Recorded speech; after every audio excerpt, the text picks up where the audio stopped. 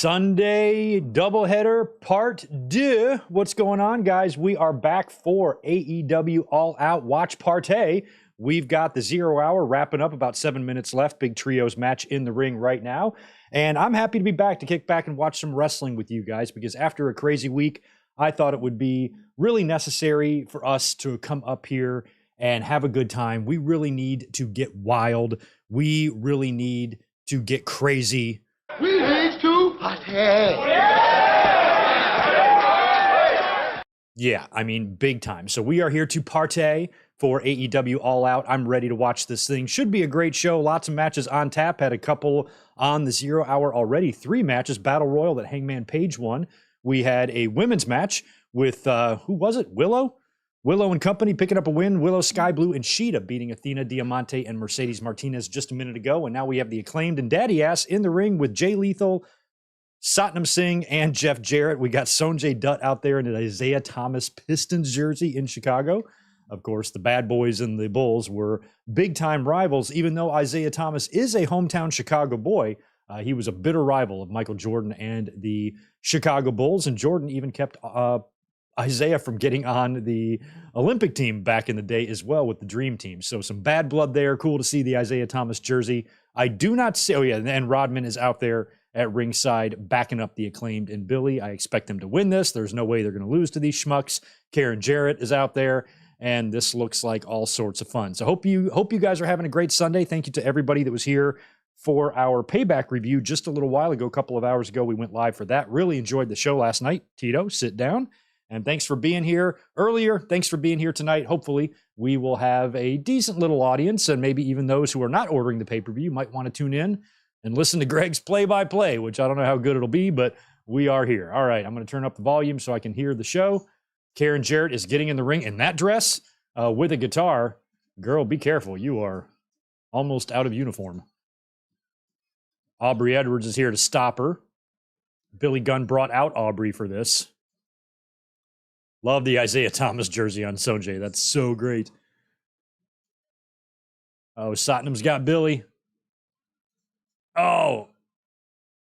That was a low blow or just a forearm to the ass? And here comes Rodman. Oh, no. Rodman and Satnam Singh. He's got the guitar. Oh, shit. Rodman has got the guitar in his hand. Satnam is kneeled down.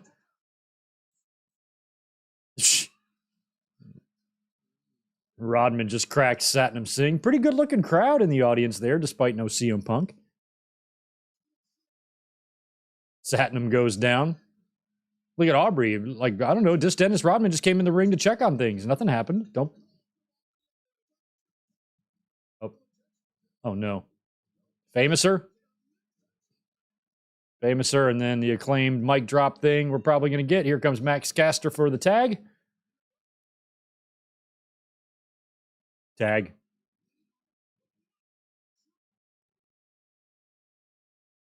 And that's ball game. All right, the Acclaimed and Billy win that match, and that will do it for the 0 hour. It is main card time. Hope you guys are having a great Sunday. Cheers to you. I got a nice little 805. They didn't have any bottles. I had to get cans this time, so I'm drinking canned beer tonight like a peasant.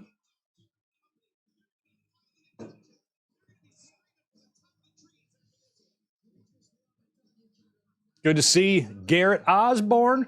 Welcome to the family, man. Appreciate you being here. Yeah, charity battle royal. Over budget charity battle royal. Great way to start. Hangman Page getting the win there. Good to see We Are Pro Wrestling in the house. Welcome, Vash Starwin, Big J. We got Rodrigo. The Juliet is back. Happy day after birthday to you. Zach Palgett's in the house. Michael Kumo's in the house. Right on. Yeah, the stage looks good. I like the whole setup tonight. Should be a good show. Good to see Mohammed. Chris Ludek popping back in. Good to see you earlier. Back with 5. Hey, Greg, I'll be in San Diego the last week in September. What's your schedule like? What's your schedule like? Also, do you still plan on going to Full Gear? Yes, I am going to be going to Full Gear. At least that's the plan. Schedule at the end of September should be pretty light. I don't know what the hell I'm going to be doing, but I don't think I got anything on tap. So should be relatively chill. My stream is a few seconds behind, probably. I don't think it's going to match up perfectly. There's already a delay. But I basically have the pay-per-view. I've refreshed it. My pay-per-view feed is as live as it's going to get. I'm watching on BR Live. Yeah, and I've got, according to the clock in the corner of my screen, there's a minute and 55 seconds left before the show starts. So, yeah, we might be a little bit off. I'm just going to call it as I see it here.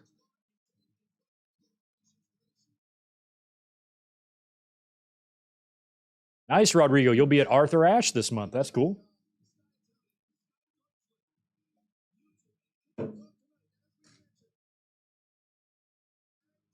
That match is going to open. They did announce earlier that it is going to be Orange Cassidy and Moxley in the main event. That's good. But it looks like we're going to be opening with the Tag Team Championship match, just like we kind of did, I guess, at All In. They were on the 0 hour, though.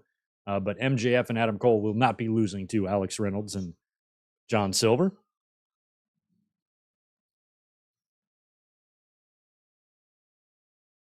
Oh, it's good to hear this old production music show back up.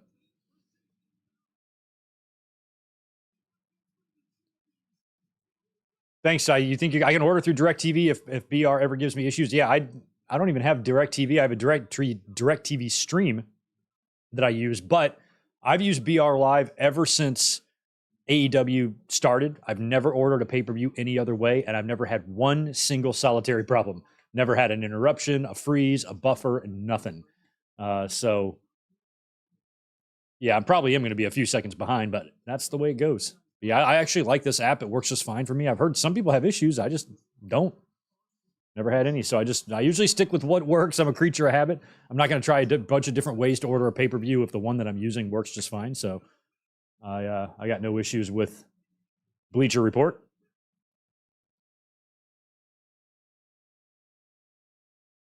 So we're getting the big opening here. All right, now we're ready for the main show to start. If you guys are watching the pay-per-view tonight, let me know in the chat if you are, how you're watching it. And if not, I guess you're just going to watch me watch it and try to gather from me what's going on. I'll do my best to paint you a picture of what's happening on the screen. But I'm not going to be one of those dorks who calls the action like I'm a fucking announcer.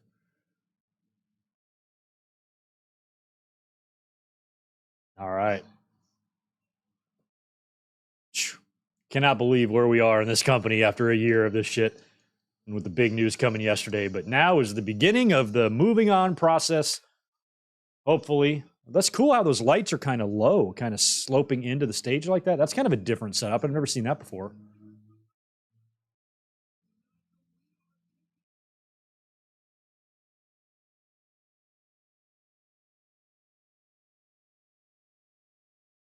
All right, Dapper Yapper, give it to us. Turn up the volume here. Turn it up this way too. Yeah, y'all can hear that, right? All right, Dark Order making their entrance.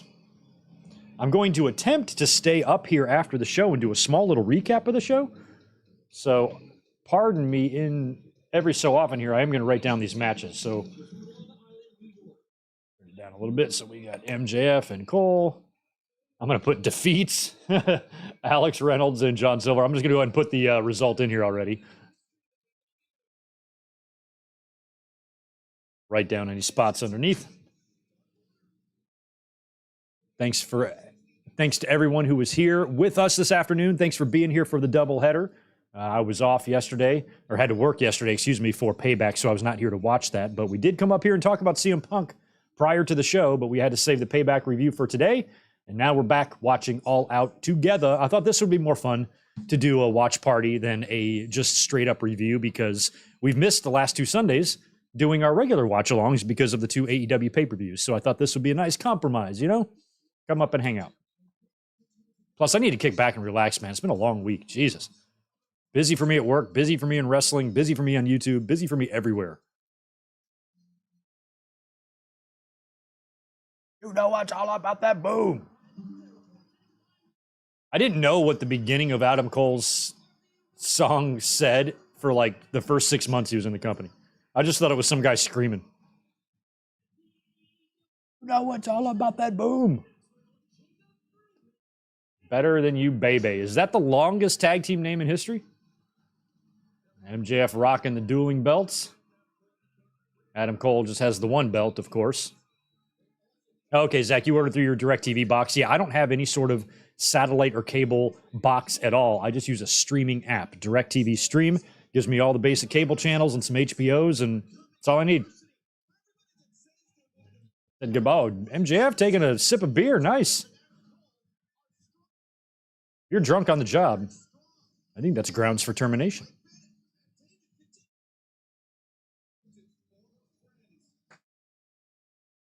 MJF grabbing another beer. You know how I'm about to say you better give that back to them, because those of you who have been to shows and have bought a beer before, you know them bitches are about $22 a piece. You don't just be wasting a $22 beer. I paid $9 for my whole damn 6-pack.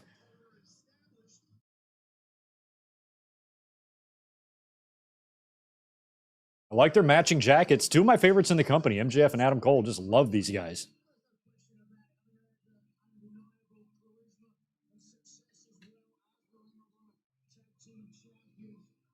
Yeah, my whole life is streaming now, Zach. I watch everything just via streaming. I haven't had a cable box plugged in to a TV probably in 8 years, something like that.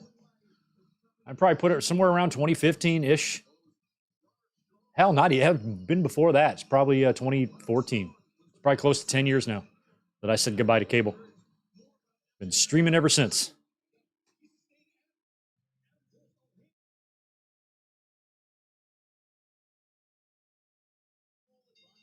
Mongolian Shop is considering quitting wrestling after All In. I hope this pay-per-view wins me back. Oh man, I would hate to think that CM Punk would make anybody quit watching wrestling. No one wrestler is big enough to make me quit watching wrestling. Even after the screw job, I continued watching WWE, even though I was the world's biggest Bret Hart fangirl that there's ever been. Still am. But I wasn't going to, as much as I love Bret, I wasn't going to quit wrestling over him. You know, come on, have some respect for yourself. No one man is bigger than this sport. Spazzarino, appreciate the 5. Not to start a brand new war, but does anyone know if AEW has no compete clauses? I don't. I'm sure they do in some of their contracts, depending, you know, if you get released or whatever. But I don't think whatever policies they have in their contracts, I don't know if that's necessarily going to be the deals with CM Punk's. His might be different. Terminated with cause generally means they don't owe you shit, which means there might not be a no compete. Just don't know. But I think if any regular old wrestler is released similar to how WWE releases people, then yeah, there's probably no compete. I think you'd be foolish in this day and age not to have a no compete if you're a promoter. So they can't just show up on the other show the very next day.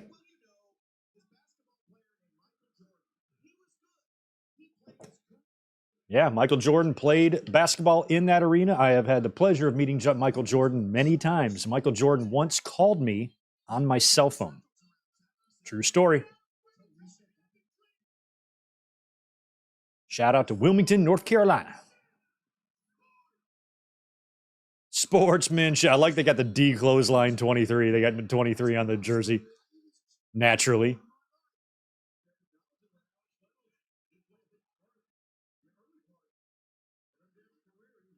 Yeah, that Mongolian, you were a Bret Hart hater? Okay, I'll let you stay. But his match with Steve Austin is the GOAT. Bret Hart hater up in here. I'm going to let you stay, Mongolian. We're all entitled to our opinions. Just don't be wishing death on anybody or saying anything gnarly. And I'll allow Bret Hart haters to stay in this chat. Oh, and MJF with the strut. I love cheeseburger, Rodrigo, and I love cheeseburgers. I love both. Uh-oh, kangaroo kick. I always think of, you know, in Big Daddy where they're like, kangaroo song, kangaroo song, kangaroo song. I think of the same thing. Kangaroo kick. All right. Out goes Silvers.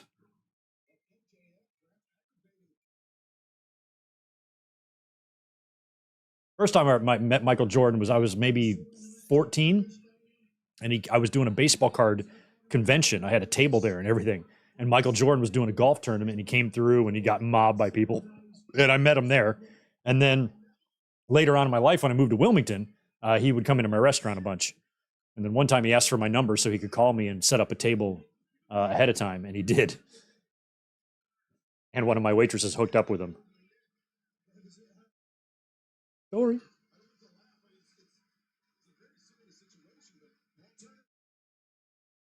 Oh, there goes John.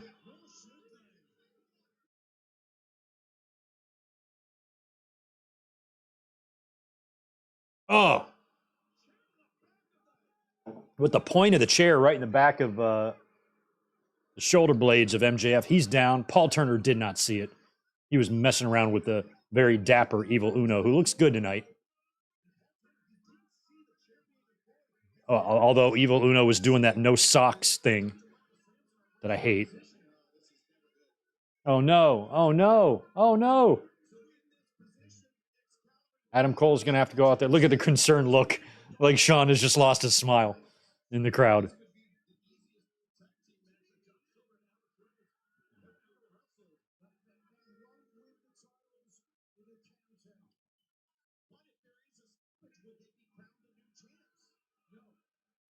I don't think I have a favorite brand of chewing gum, Jose. The only time I ever chew gum is when I get, the gum that's like Orbits or Dentine, those little minty ones. I do that for breath, but I'm not really much of a gum chewer. When I was a kid, I used to like the hockey puck bubble tape shit. Loved that stuff. Yeah, I might get a Dark Order heel turn here. They're definitely being heelish. Come on, Max. Come on, Max. I love Evil Uno. He's the best. Big Evil Uno fan over here.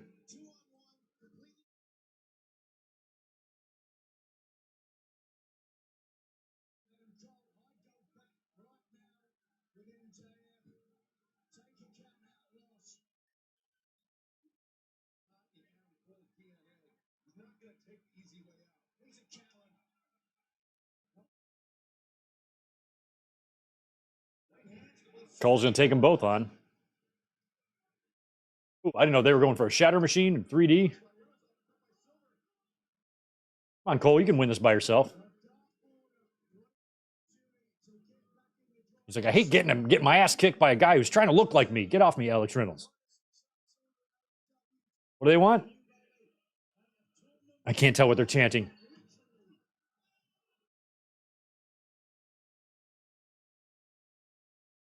Oh, yeah, Spaz. We talked a lot about that Survivor Series in Chicago.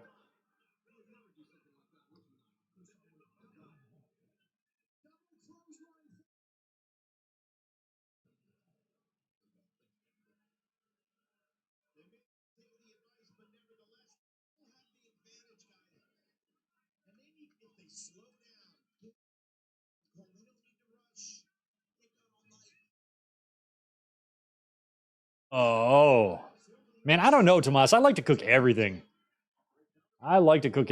Just the other night, I made a delicious plate of salmon pasta. Oh, big super kick. Nice little pan-seared salmon, penne, aglio-olio, shit ton of Parmesan. Mwah. I like to cook fish. I like to cook chicken. I like to cook steaks. I like to cook ribs. I like to cook wings.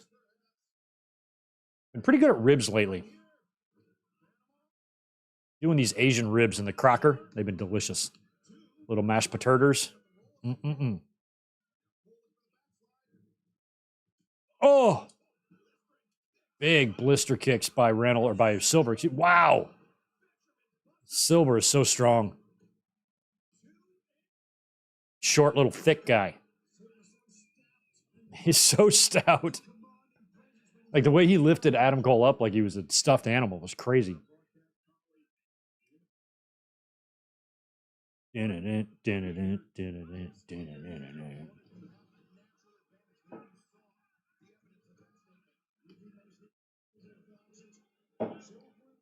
Sous vide some ribs, that would probably be pretty good. I do them simple. I dump them in the crock pot, bunch of fucking Asian sauce, leave it in there for 7 or 8 hours, pull them out, put them on a rack, like a baking rack, thicken the sauce up with a little flour and water slurry, brush the top of the ribs, broil them under the oven to get them all caramelizy. Add a little mashed turters. You do the same thing with barbecue sauce. Same thing. Ribs are the best. Oh, evil. Is MJF going to come back out here with the hero's return here and help his you know MJF's coming back for the kangaroo kick. And probably a double clothesline for the win. That's my prediction.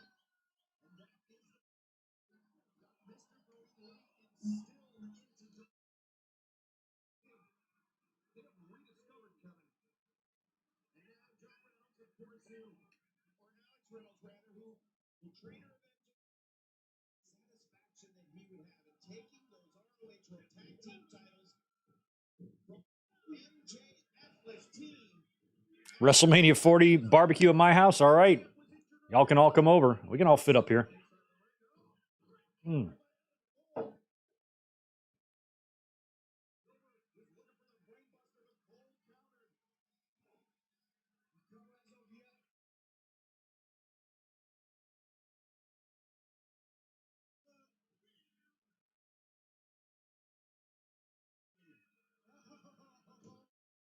I don't think Jericho's on All In tonight. I think they're kind of slowly setting up what's eventually going to happen between him and Sammy Guevara. Jericho doesn't need to be on the show. He had a big match. Oh my God. Wow. Stunner Fisherman, or Stunner into a German, into a pinning combination. That's crazy. Yeah, Jericho, after facing Ospreay at All In, he doesn't need another pay-per-view spot. F that.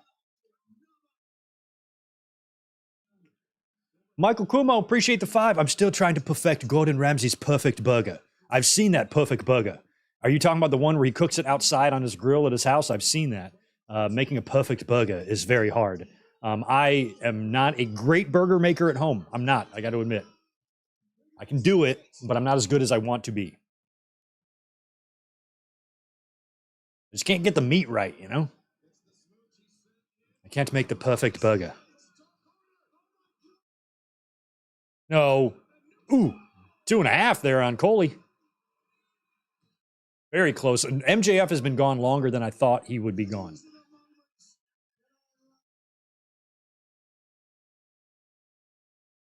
Did he just call Evil Uno a bulbous melon? Oh, nice. Reynolds taken out by Cole. Nice super kick, just destroyed Silver.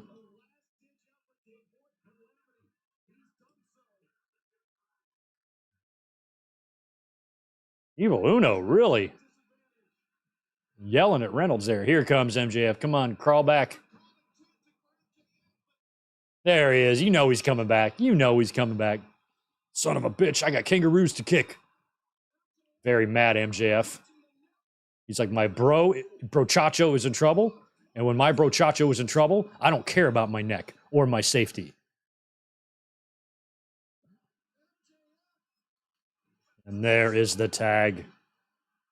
Well, Al, Reynolds and Silver, you guys are fucked. MJF's going to take you guys both out with one hand. A couple of scoopers. Scoop slam. Another scooper. Scoopy scoop.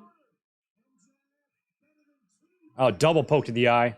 You poke 4 eyes at once. Double nagi naki. See, I should just do commentary. I'd be a good play-by-play guy. Nagi nakis. Followed by a punch.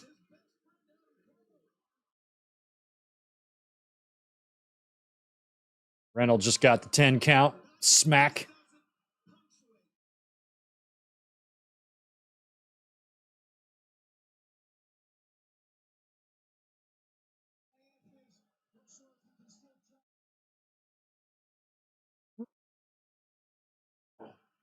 Biting him. That'd be awesome if he just bit a chunk out of his forehead and boom, spit it out.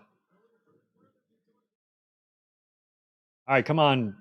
Better than you, baby. Let's wrap this up. You guys have this one. Is it Reynolds going to crotch poor Silver? He is. Nope. Oh, there. And then he did it.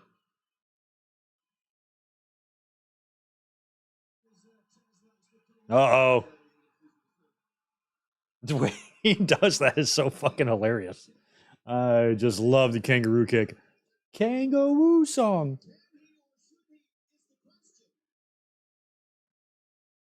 Double kangaroo kick followed by a nip up. Holy shit. And an Ultimate Warrior rope shake for good measure.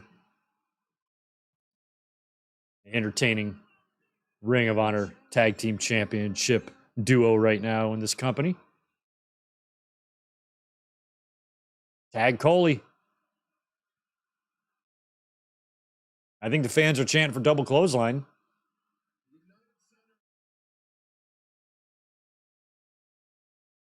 Evil Uno. If Evil Uno turns heel, will he be good Uno? How's that work?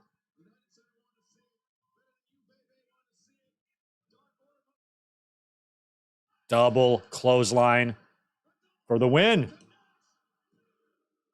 That's how you win a match right there. Double clothesline. Oh, JJ, fantasy football draft tonight. I got mine tomorrow. I think I'm just going to auto draft my team. I don't even want to play. Maybe I'll enlist some of your help. I don't even know what pick in the draft I am. What's the deal? What's the strategy? I'm doing an ESPN league. Is it running back heavy or receiver heavy? Is that what you want? Usually running backs, right? You want good running backs.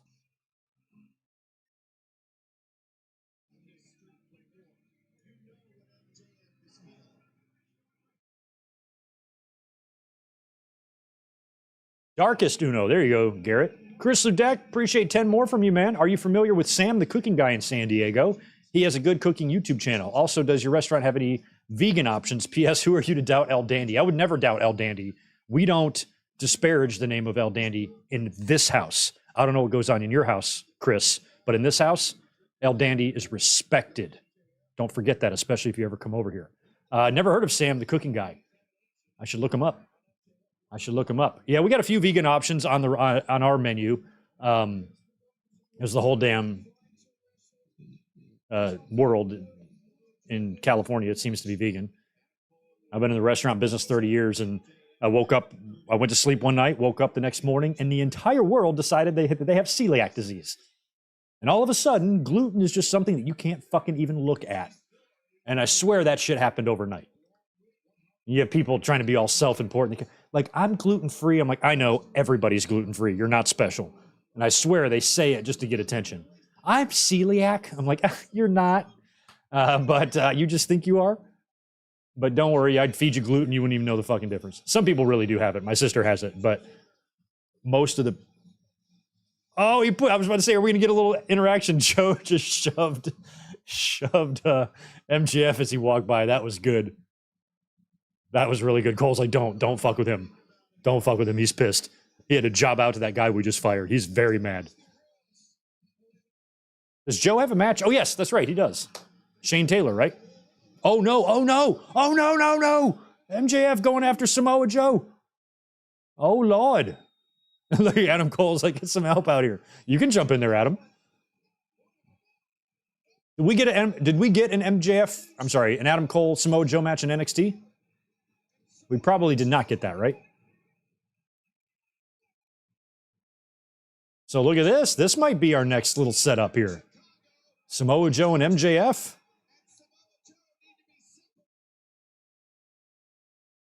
That's cool. A little setup, a little angle here. Look at Joe. I cannot believe Joe had to fucking lose to CM Punk. That pisses me off more than you'll ever know.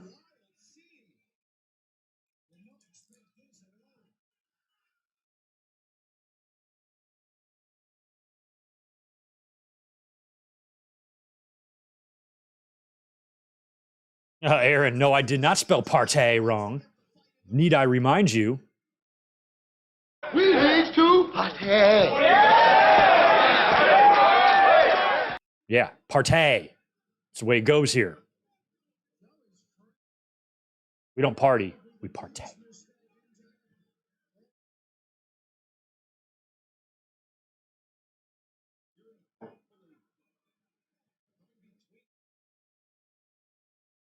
I like the idea of a MJF and Samoa Joe feud. I'm fine with that.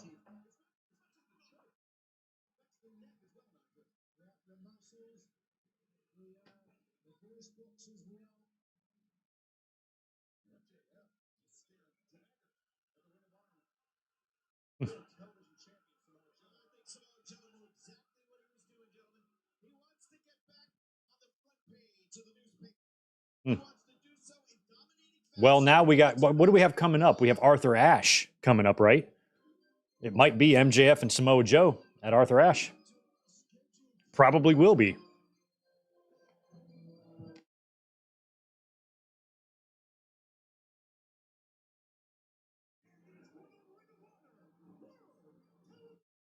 Mr. All Days Off, MJF and Cole won with a double clothesline. After the match, Samoa Joe is making his entrance for his match, and he shoves MJF nearly off the stage, and MJF comes in and tries to attack him, and we had like a pull apart.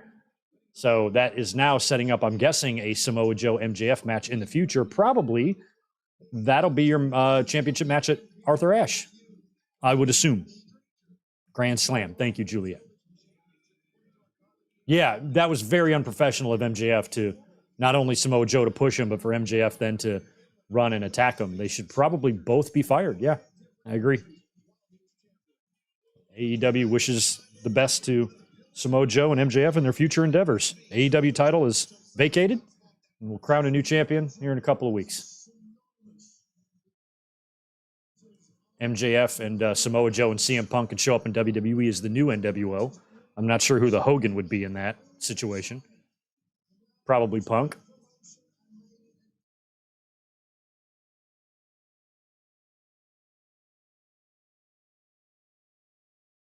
You could still do Eddie Kingston and MJF, but to try to throw Eddie Kingston and MJF together right now, you can't do that. MJF or Eddie Kingston's in the middle of his Claudio shit. That's going to be the next thing on his agenda. He's not going to have anything like this overlapping right now. But Eddie and MJF, sure, do it when you can do it, but there's no room to do that right now. Jesus, this is just...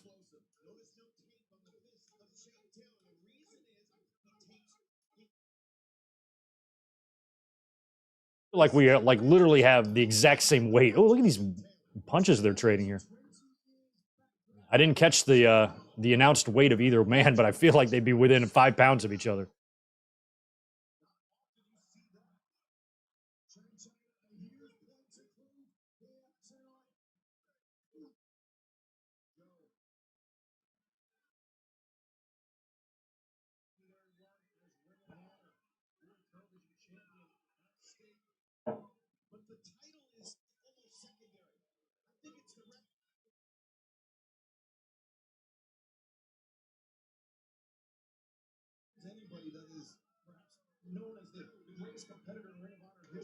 It's got to be Jay Briscoe, but Samoa Joe also in that question, in that equation, as you mentioned, Nigel.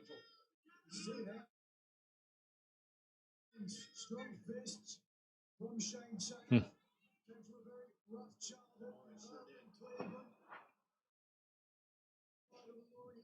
If Bray Wyatt would not pass, would I have seen him in AEW? Probably not.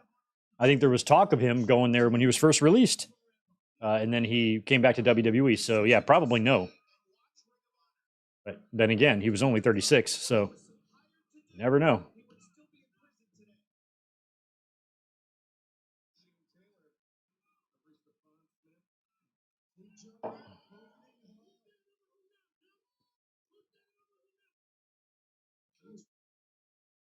Who's standing over who now? Can't see Joe losing this title here. Taylor's close to 30 pounds heavier. Wow.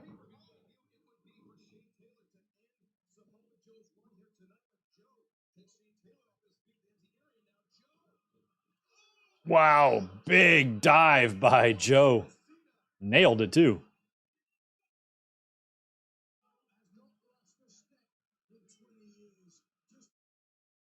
He has always been flying through the ropes like that, man.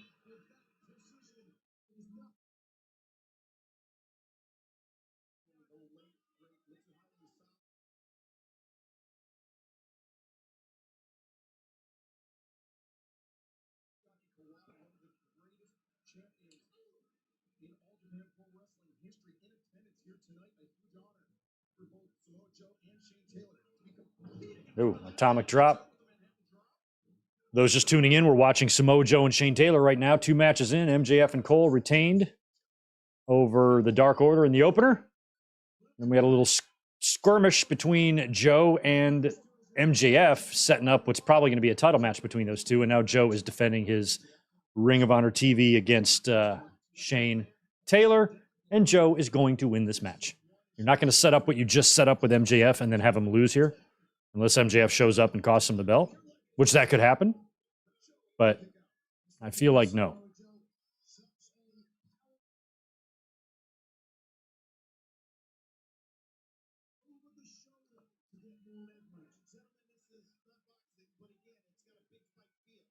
If anybody's in here who hasn't mashed the thumbs up button for me, I'd appreciate if you could help me out. Get them likes up.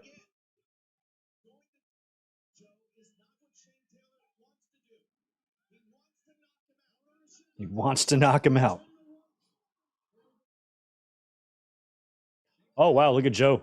He is bridged. Oh, a hanging stunner. That's something that would be hard for a lightweight guy to take. Man.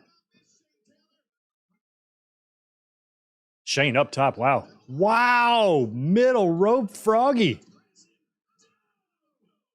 Might have been a frog splash. Kind of looked like one.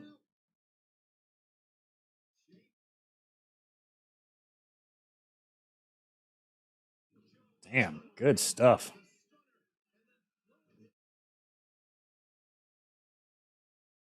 Really good second rope splash there from Shane Taylor.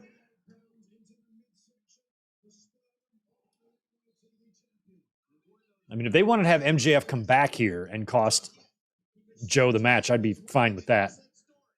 But I just feel like, ooh, Joe after last week's got to get a win here. Unless they want to have him just lose again and just get that and just to bury that CM Punk loss. That way we don't think of MJF or Samoa Joe's last loss being against Punk. Get another one out of the way just to bury it a little bit. But they could do that, but I just think Joe's got to win this. I think they should have called an audible and done a schmaz or a double DQ or had Joe win. I know he couldn't really win that title since it was on the line at All In, but the fact that CM Punk was able to have two blow-ups right after victories, or one right after victory, one right before victory, and leave both times is just crazy to me. WWE fan, appreciate the $2. All that happened was when Joe was making his entrance and MJF and Cole were leaving, Joe shoved MJF when they passed each other on the aisleway and almost knocked him off the ramp. And then MJF came back and attacked Joe, and they had a big pull apart. So that is definitely setting up a future match. Like I said, Grand Slam right around the corner. It's got to be for that. There it is. Ball game. That's it. That's it. That's it. Ding, ding, ding.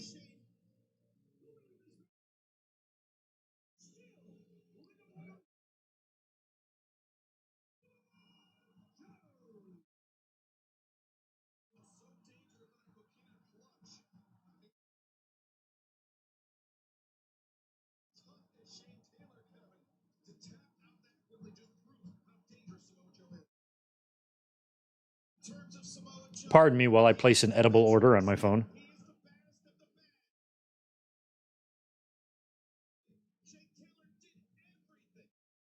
Cool. In about an hour, I will have to step away and go outside and meet him. California. Gotta love it.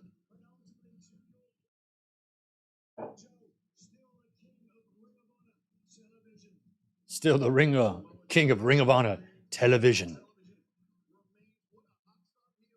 Kevin Kelly, I'm so glad you were on the call for this.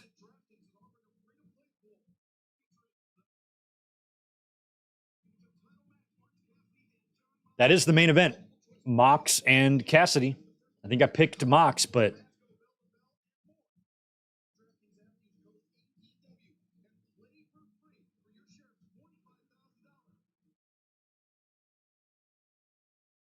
okay, more from DraftKings. Good. Just a brownie, just a normal brownie. Actually, no chocolate. I don't like baked edibles. I like candies, like this half of one I'm about to eat here.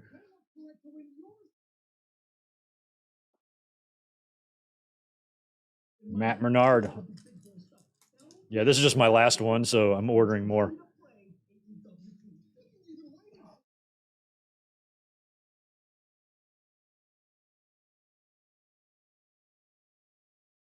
Tomas, Yes, Elizabeth does. We both do.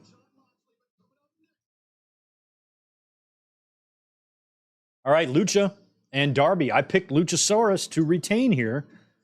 I think Nick Wayne could play a role because Darby was kind of like explaining to Nick Wayne last night on Collision why he forgave AR Fox, all that shit. I feel like that could lead to something. So Christian's either going to come out and screw this up, help Luchasaurus win, or Nick Wayne is going to maybe try to help, fuck up, cost Darby the match, something like that. But I think Lucha is walking out with that belt tonight. 5 more from Spaz. What would you do with each if you had them in AEW for one show only? Cena, Ripley, Shotzi, Miz, and Rollins. Jesus, such a weird group. Cena? I don't know what I would have Cena do. I got to think about that. Ripley, I'd put in there with Jade or Jamie Hayter, or I don't know who else. Shotzi, I don't know what I do with Shotzi. I'm not into Shotzi, really. I like Shotzi, but I just don't think of her much. I can't even think what I'd do with any of those guys. Those are the worst 5 options you could have given me, Spaz. I could give a shit what any of them do, except for Ripley, maybe. The Miz coming in, I would definitely have him do something with MJF. Rollins, I'd probably put him in the ring with Jay White. Shotzi, I'd put her in the ring with Abaddon. Ripley, I'd have come face-to-face with Jade Cargill. And Cena, who would I put Cena? Who would I have Cena interact with in AEW? Orange Cassidy, probably. Probably Orange Cassidy. Give him that rub. All right, it is raining in the United Center. I didn't know that storm systems could form indoors. Apparently they can. I stand corrected. This match is number 3. I just can't see Darby winning the TNT title. And Nick Wayne is out there with him. Luchasaurus is retaining. 100%. I'll bet y'all anything.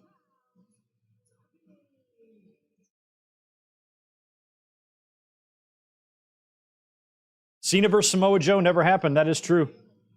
Cena. Oh, okay. So I'm thinking you guys are having Cena in matches. I don't know if I'm even having him in a match. I'm just having him in a promo or something. Yeah, sorry. I stand corrected, WWE fan. Christian retains.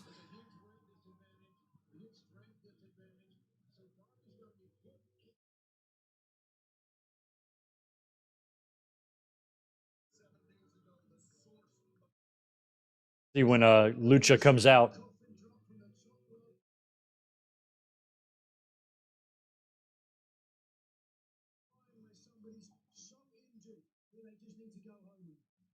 Yeah, and that's another thing you got to remember of what Darby put himself through in the coffin match at All In a week ago. Some of the most horrific bumps I've ever seen, flat on his back, flat back bumps on his spine with very little cushion and fat and muscle to protect it. Christian out there with a white turtleneck tonight.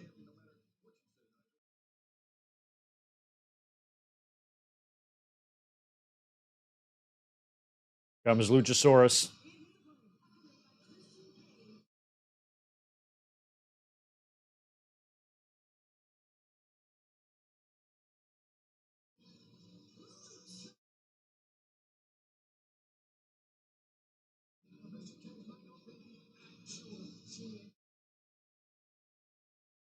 Divine Ricks, imagine if Brock was in AEW. That would be great too.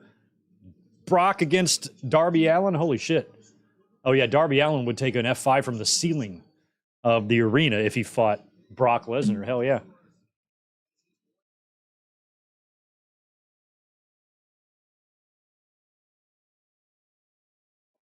Did I know Christopher Daniels trained John Cena? Yeah, of course, because I'm the one who trained Christopher Daniels. So I taught Christopher everything that I know. He then taught everything I know to Cena. That's how Cena got so good. Surprised you didn't know that. It's common knowledge. Darby Allin loving him some turtles.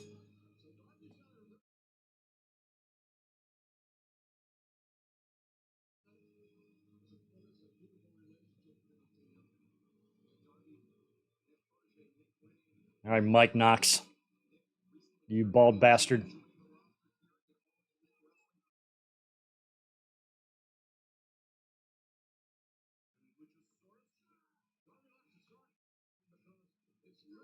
Greg's going to take the IC title off of Gunther. No, Thomas. Triple H keeps calling me and says, we'd like to have you be the one to beat Gunther. But I said, I'm not going to do it unless they bring back the old classic Intercontinental belt. And for some reason, they just refuse to do it. So they're not going to get my services until they do that. And Triple H knows that. So if they ever decide to put that belt back the way it belongs with the old classic design, then maybe they can convince me to come in. But otherwise, fuck off, WWE. I ain't got no time for you. Yeah, and they're going right after the back. He tossed Darby right into the barricade. First thing, back first. Darby's got bandages. He's got that weird kill mat tape or whatever it is on his back. But you can't just shatter your spine into a trillion pieces and then stick tape on it. Oh. That fucking guy in the front row with that shirt every time.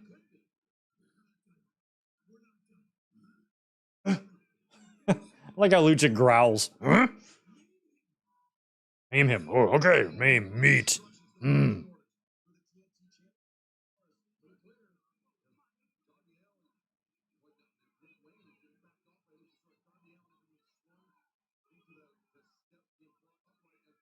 Jesus.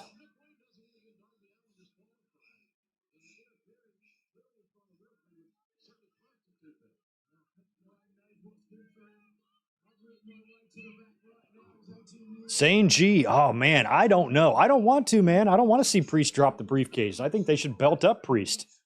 I think he'll probably be the one to win the World Heavyweight title from Rollins. Could be an excellent way. We talked about this today with with Survivor Series coming up. If they do War Games, it feels like the table is set for that on Raw. But one thing you could do in between then, Darby's busted open.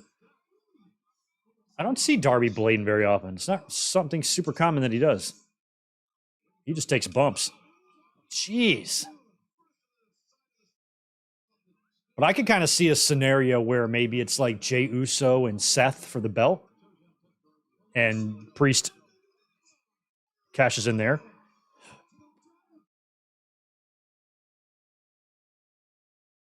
Tell you what would be kind of cool. Here's an idea. Let's say they did War Games. Well, no, the only way to make that work is to put Seth in War Games. And I don't think that's going to happen. But if you got Seth in War Games, I just cash in right there. It's like Seth and a bunch of baby faces against Judgment Day and JD McDonough. Like maybe when the match is over, you get all of Seth's babyface friends somehow out of the ring, and Seth is in the ring alone in the two rings. You shut and barricade the door. All the heels beat the fuck out of him. And then Damian Priest just hands the briefcase right to the referee, rings the bell, and pins Seth. And wins the title in the War Games match, celebrating with the rest of Judgment Day. That would be a unique way to do it that's never been done, right? Come on, Darby, you're in. All right, Darby is bloody.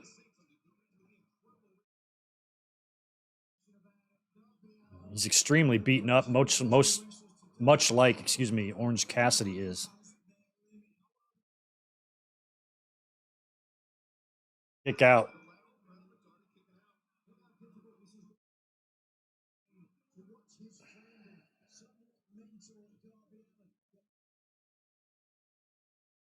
Oh.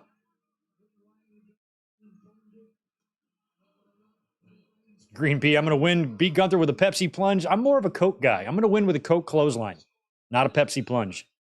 Pepsi's gross. I like Coke. Oh.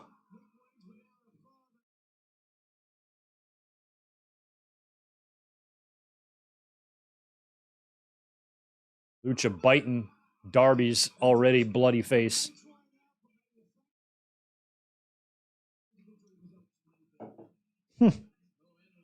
Individual results may vary.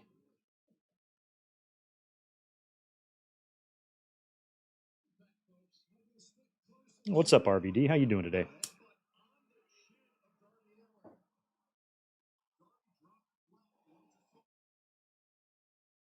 He's got Darby up. Choke slam. Spins out of it. Yeah.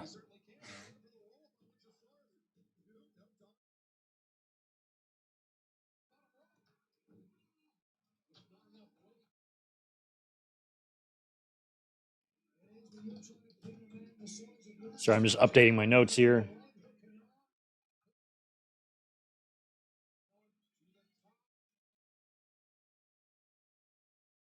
Wow. Lucha just no-sold that.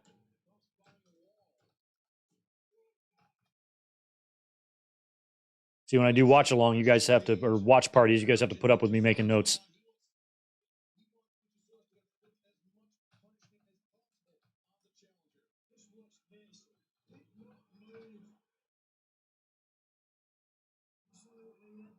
Yo, Daniel, what's up, man? Glad you're here. Same goes for DJ Solo, Brutally Honest. Anybody else chiming in recently? Thanks for being here. If you guys could smash the thumbs up button and subscribe, I would love you for it. I dare you to subscribe. Just subscribe, damn it. Just do it.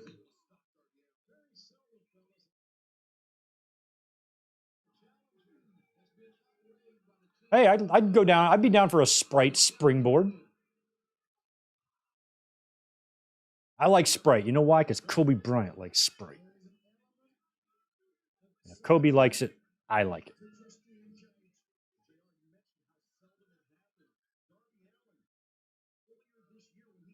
Or at least I think Kobe. Didn't Kobe do Sprites? Wasn't that his ad? If it wasn't Kobe, then whoever it is.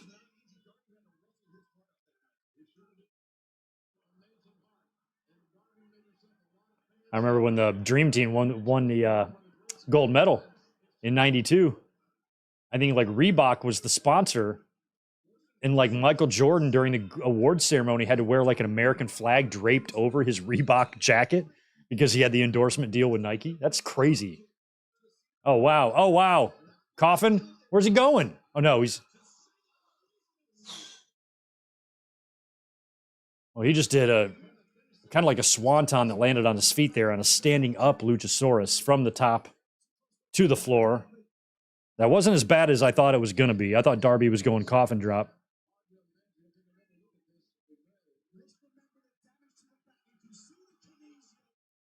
Props to Christian for rocking a turtleneck and jacket all summer long.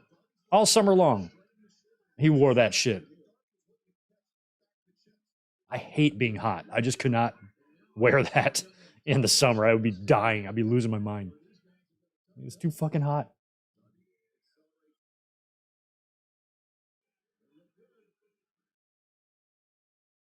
Oh!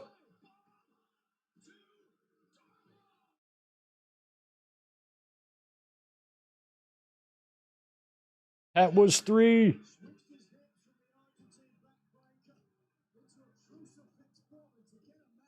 Oh, LeBron is Sprite. Okay. Well, I like LeBron too. Kobe didn't do no soda. He didn't do anything like that. Didn't do a drink. I swear he did. I thought he did Sprite.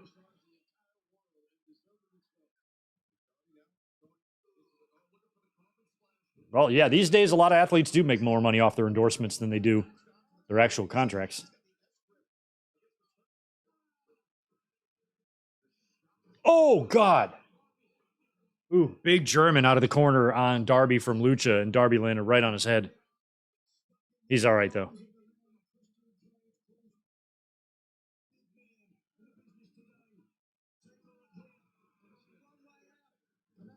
Oh.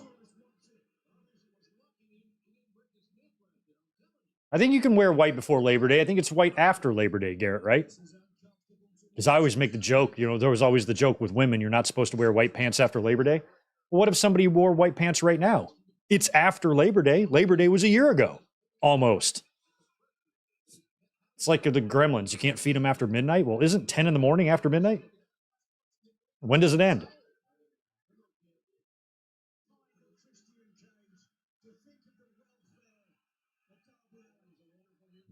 Wayne and Christian getting into it.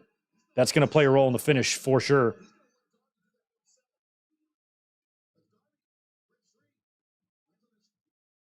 Oh, he's going to go dive onto Christian. Here he goes.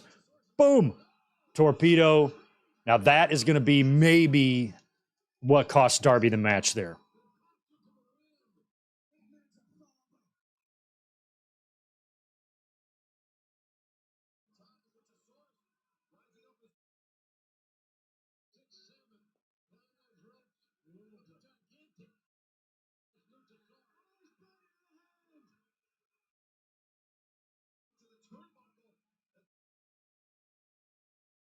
Big sunset.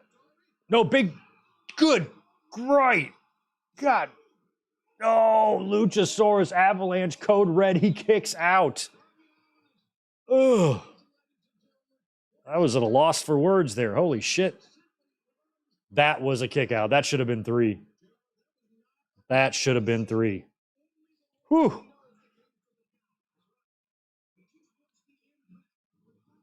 Damn, I'm worried Lucha broke an arm on that. God.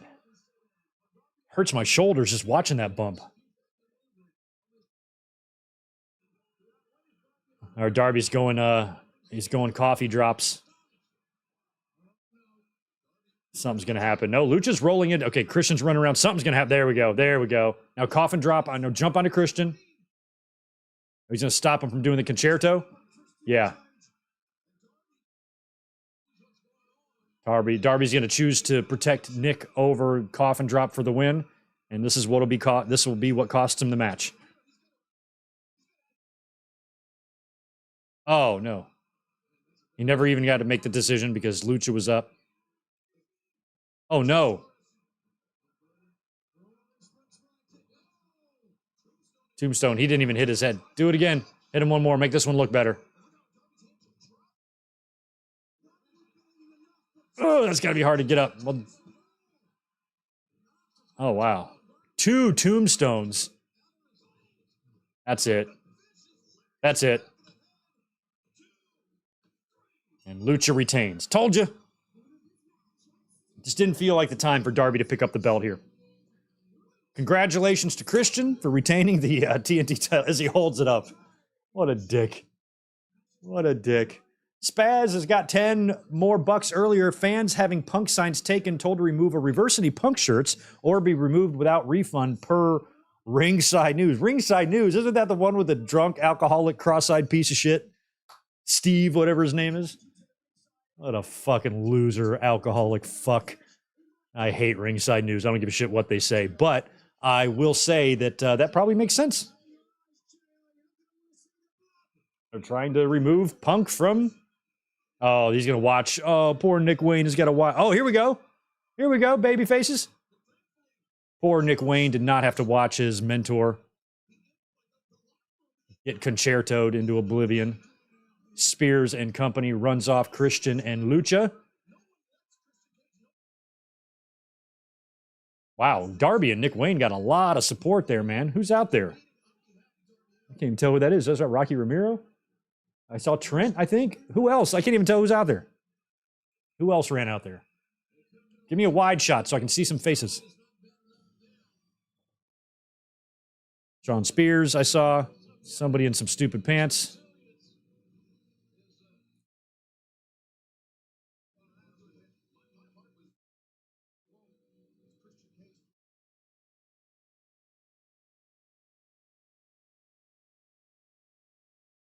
How much can Darby take?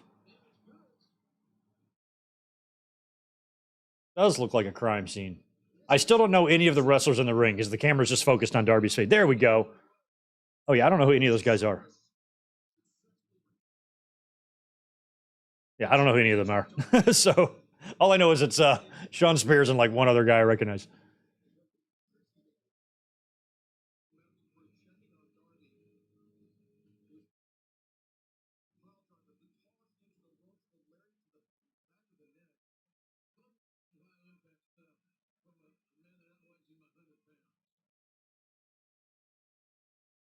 Hmm. Yeah, Darby's totally selling. Oh, yeah, Powerhouse and Miro. Good. I'm going to go get another fresh 805. Be right back.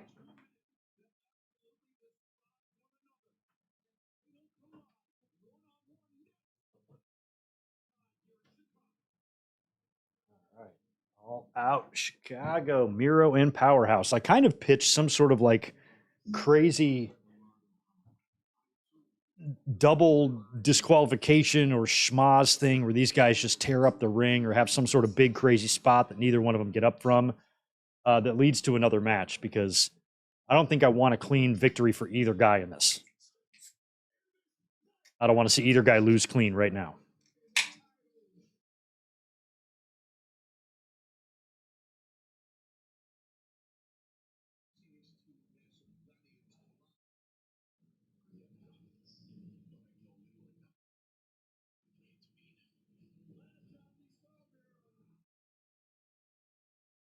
That bitch was laying out in the middle of the ring. I missed all this. I was sleeping during the Miro and Powerhouse stuff at All In. That was happening at 8 o'clock in the morning for Greg. Greg does not do 8 o'clock in the morning. Greg barely does 9 o'clock in the morning.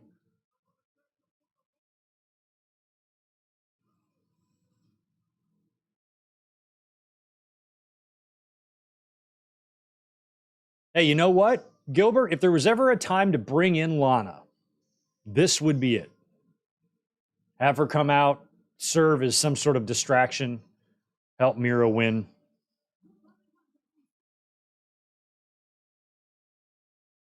God, Hobbs is a ridiculous shape.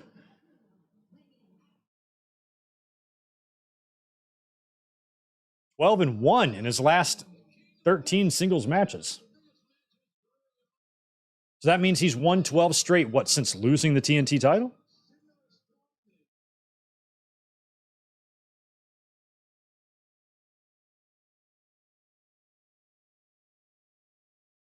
And he's really like, he's had such a, he was already a huge guy at Powerhouse, but he's had a really big improvement too on his physique in like the last 2 years. He was always massive, but now he's starting to get that like scary definition, you know, that just freakishly scary looking physique. Where before he seemed more just like big. Now he seems like chiseled.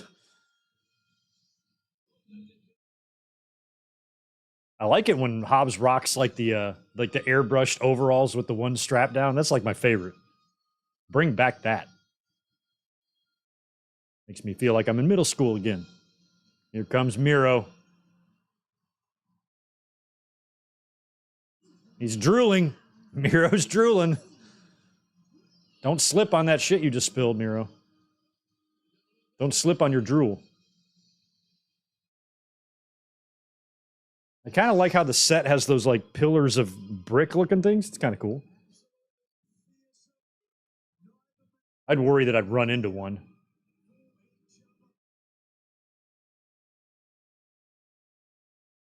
Yes, I am talking about Miro's hot, double jointed wife.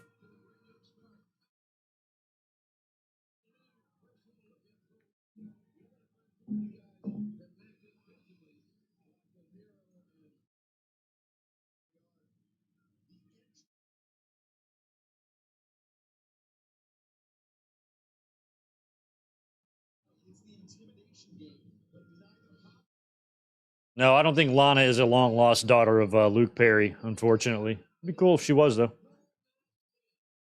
She ain't got the right hair for that family. Hers was curly as shit. She's out here looking like Michael Bolton. Then maybe. Look at that. Powerhouse Hobbs literally threw Miro across the ring.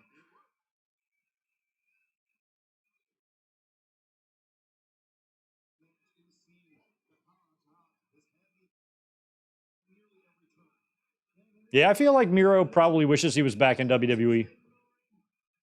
But maybe he can have some chance here in AEW. But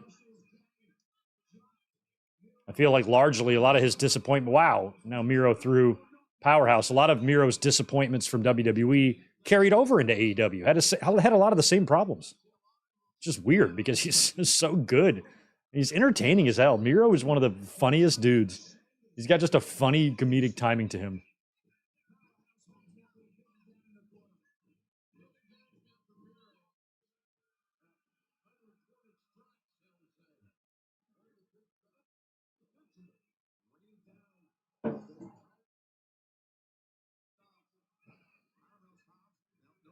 I like Aubrey's hair tonight. Different.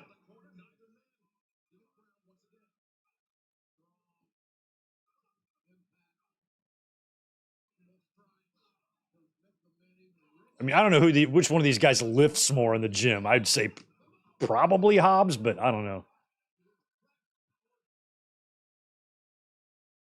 I mean, if I was with them, it would be me, obviously. But between just the two of them, then I'd probably go Hobbs.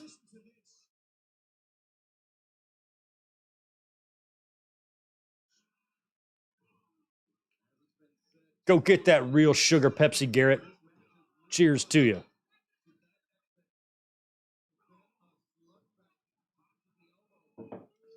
One thing, my birthday's coming up in a couple days, and one thing I need to start worrying about heading as I approach the age of 50 in the next 4 years, I got to cut out the sugar.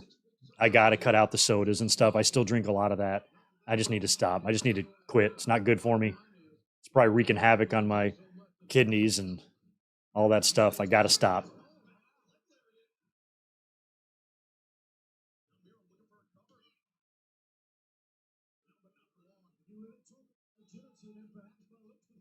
It's like I'm trying to live like a long time. I don't want to die. So I might have to say goodbye to the Coca-Colas.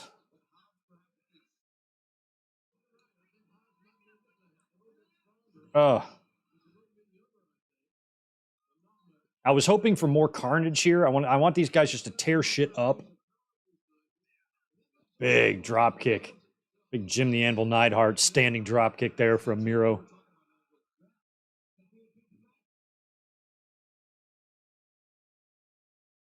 Has Miro ever done the clubs? He should do them.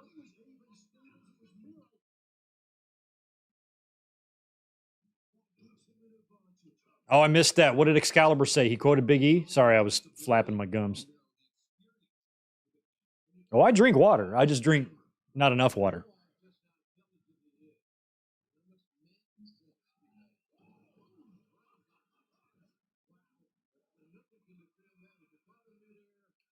I'm not drinking Jim Cornette Sprite levels of soda, but I drink way more than I want.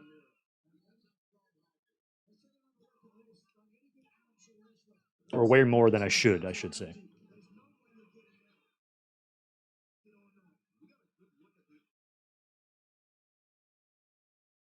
Powerhouse is just so scary. Like, I swear, you know how you get those working bricks, those cinder blocks that you smash on people's knees? Just get a worked brick, a red brick, and just have Powerhouse Hobbs bite it in half. That dude's grill could definitely gnaw through a brick. He is all animal, all beast, all raw, strong, scary, grizzly bear power.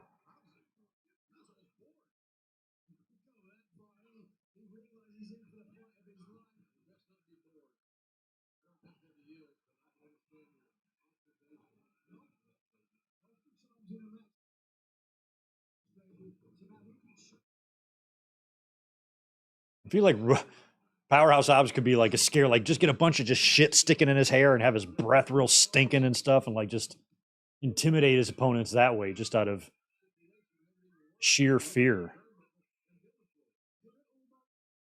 Make him crazy. Kind of has a crazy face, you know?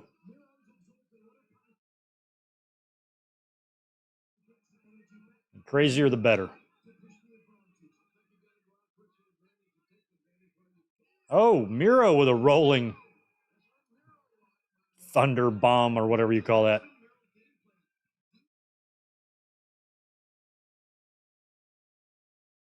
Excalibur, what is it called? Just a rolling something.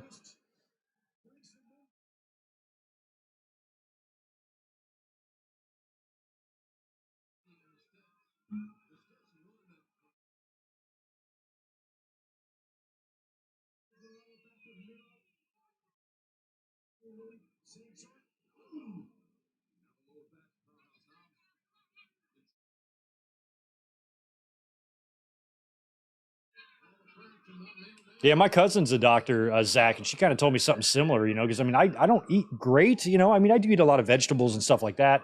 and I can eat healthy, but I eat a lot of shit too. And so I was talking to her once. I'm like, I had my blood work done. I didn't have high cholesterol or high anything like that. And I eat a ton of bacon and all that. And she's just like, some people's bodies can just metabolize it better. Just everybody's different. And so I was like, well, that's good to know. Because here I thought I was killing myself and sucking a day of my life away with each piece of bacon I ate. Come to find out, my body can just handle bacon. I'm like, good, because bacon's good. Bacon tastes good. Bacon tastes good. Pork chop tastes good. Sewer rat could taste like pumpkin pie, but I'd never know because I'd never eat the filthy motherfucker.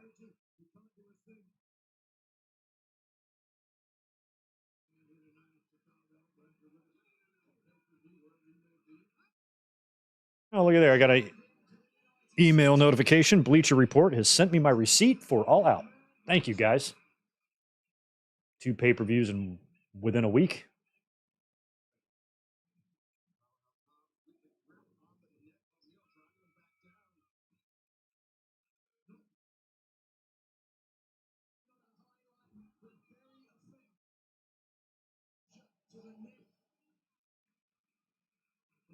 It's funny that I don't know what just a somersault off the apron is called. I like rolling senton, or I don't know what the fuck.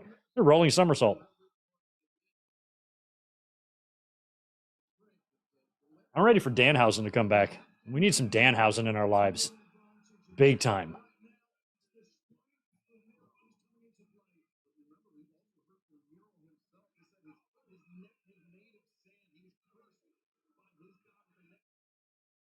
He's with a neck made of sand.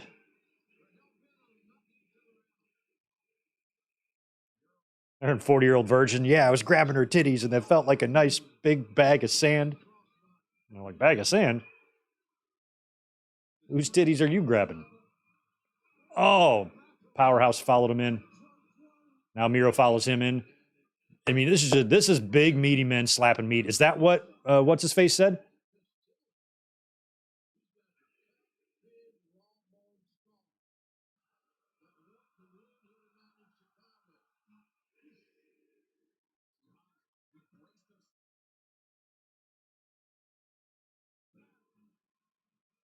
Mike, so far you have missed Jey Uso defeated Jamie Hayter for the AEW TBS TNT International title.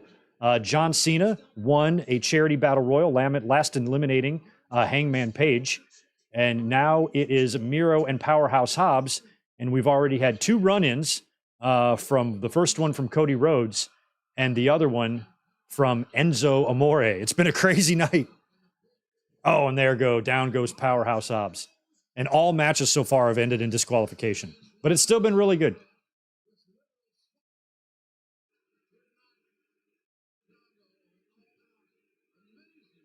What are they chanting?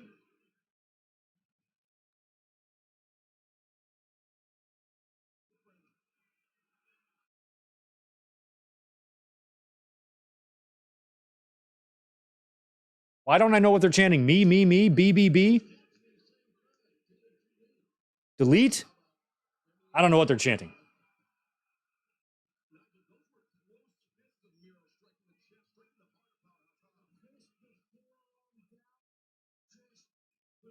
That was Miro's old buddy Sheamus's move.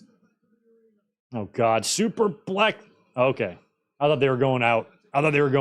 Oh, meat. Okay. So that must have been the Big E tribute, was the big meaty men slapping meat. Got it. It's all coming together now, see?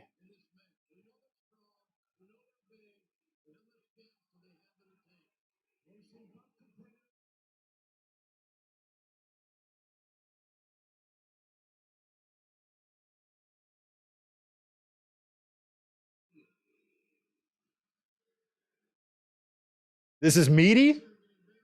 I don't know what I hope they're chanting, "This is meaty," because that's the best chant you can have at a wrestling show. Big superplex there. Got to keep an eye on my phone here. I'm going to lean it up so if it goes off, I don't miss it.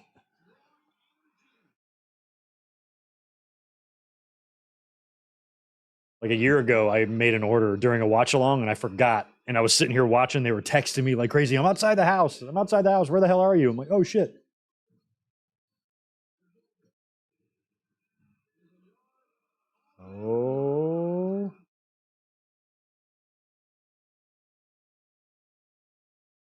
I love that they're just chanting meat. Oh, meat. And props to the Chicago fans for being into this match. God. Ooh. Power Hobbs looks to be bleeding from the mouth, and he nearly lost Miro on that power slam, but just muscled him up because he's a very, very strong human. I think I mark out for Hobbs every time I see him. I just cannot get over it. Like, how just ridiculous he is. He's one of my favorites.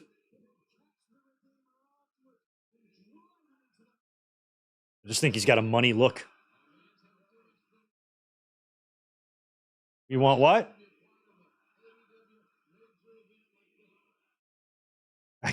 Meat forever. Okay, I'm not good at hearing what chants say. Meat forever. Meat forever. Oh, so good.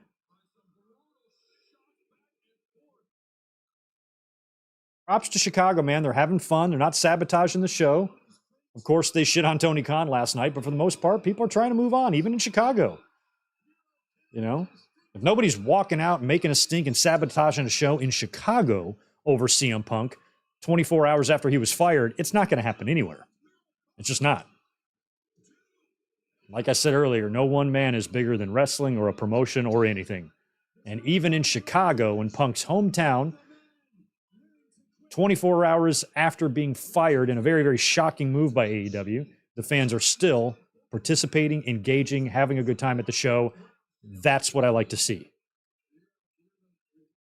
Fans not getting hung up on shit. And look at the house. It's not even a bad house. I don't know how many they put in that building, but it looks like a good 10, 12,000 in there. Not too shabby for a company that had a huge catastrophe happen this week. We got the accolade, or what's this called in the game over? Come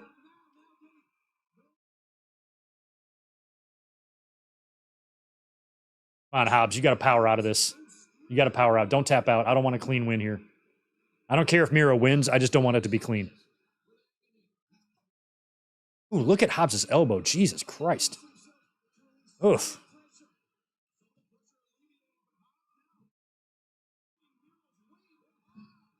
Go, Hobbs.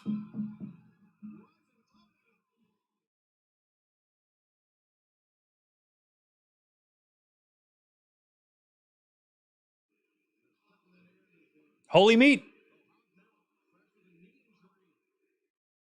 Holy meat. What a spiny. What a spiny. 1, 2. Oh, Miro. Wow, this match is way more exciting than I thought it would be. This is great.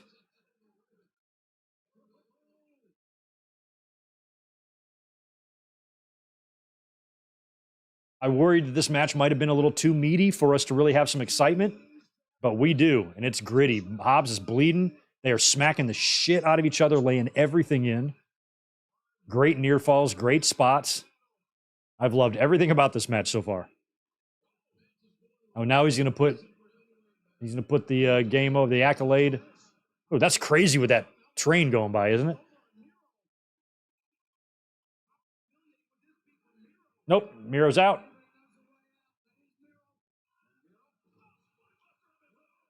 Another spine buster. Uh-oh. Uh-oh. This might actually be the end. Feel like this might be it. I was hoping for I think it was going to be a clean win for Miro. Yeah. He tapped. But Hobbs has nothing to be ashamed of. That was a great match. Based on how they've been building this on TV, Miro getting the win here felt pretty likely. I was just hoping for maybe a way to revisit this, but that was pretty clean and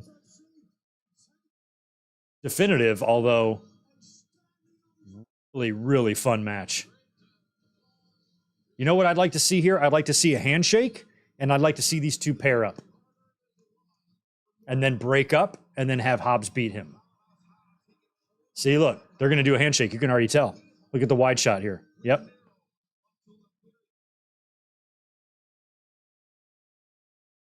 Oh, now I'm getting that text message.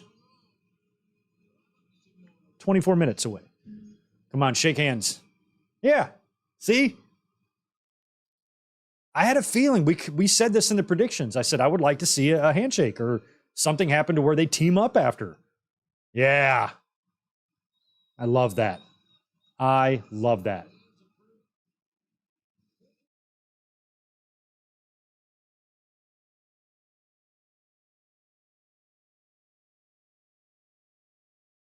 You know, attack him. Yep. Boom. Oh, man.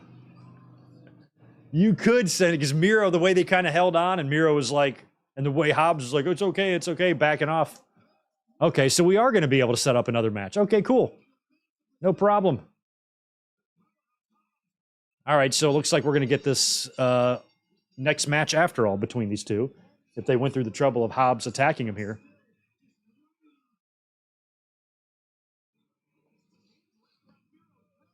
Who's coming out? Somebody coming out? Somebody coming? Lana? Hot and flexible. It's her.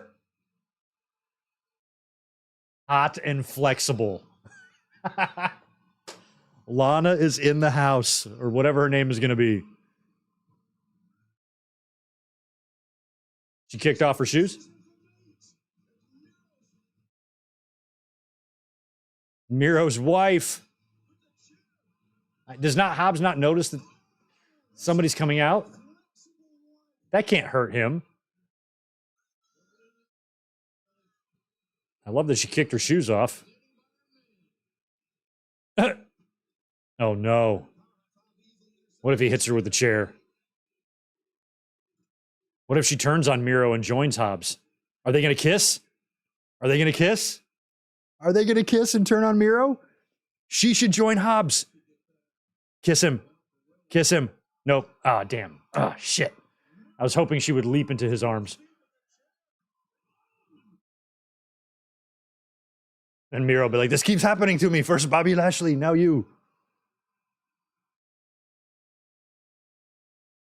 Hot and flexible. Aw. It's going to be like the Randy Savage and Elizabeth reunion at WrestleMania 7. How this touches my heart.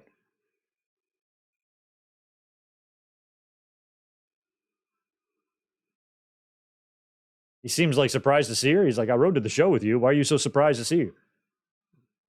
She's like, Oh, he's leaving? Oh. He's mad at her. He's mad at her for putting herself in harm's way. All right. CJ. I thought for sure she was going to maybe jump on Powerhouse and turn on Miro. That would have been kind of funny. Oh, wow. Right down.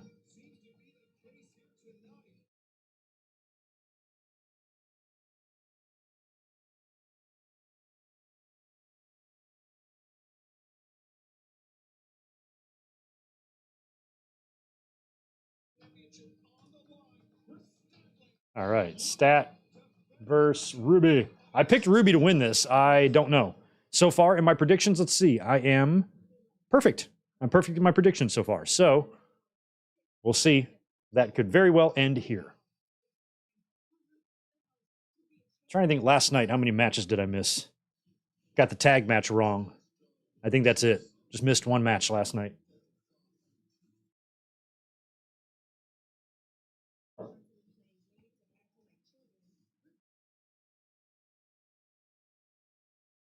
Tomas, why are you exposing yourself in 4K?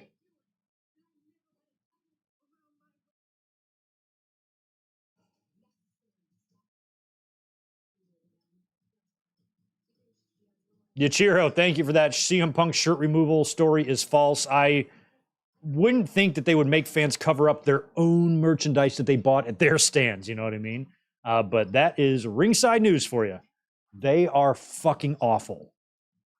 They are the armpit. They are the butthole of wrestling media. And that cross-eyed, drunk, alcoholic dipshit that runs it is a piece of garbage.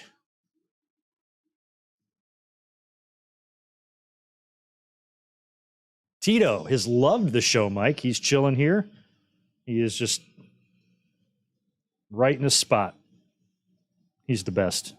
He's so fat and he's so tired. All right, here we go. Okay, so Soraya's coming out with her. Now, the reason I picked Ruby in this match is because of the gimmick that Toni Storm is doing right now. This jilted starlet. Imagine, if you will, Toni Storm on Dynamite this week if both of her outcast teammates are champions and she has nothing. I don't know who the girl interviewed me was last week, but she was very rude. I mean, you have to put Ruby over here just for Tony's sake.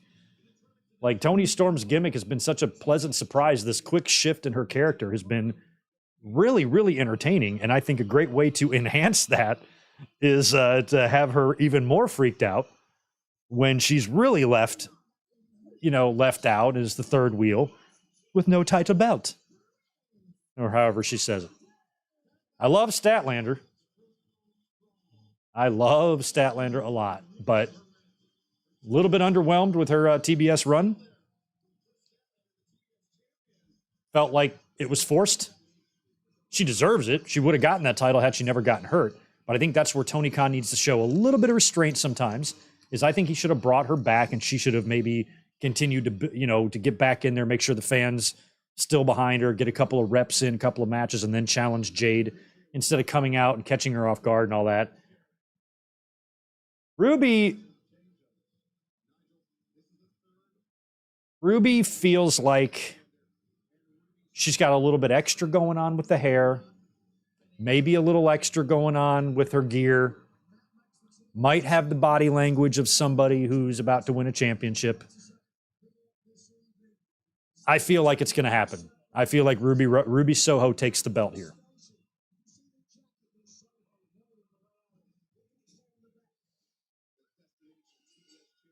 I got nothing against Wrestle Talk. They provide some good scoops every now and then.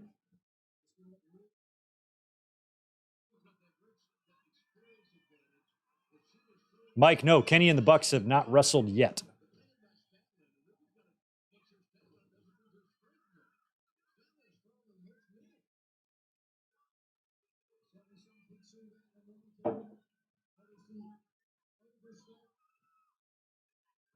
You know, that is a good point to somebody who mentioned a Jade turning babyface or something, and whatever happened to Jade. She has not been seen since she lost that championship. So, what better place to return than right here?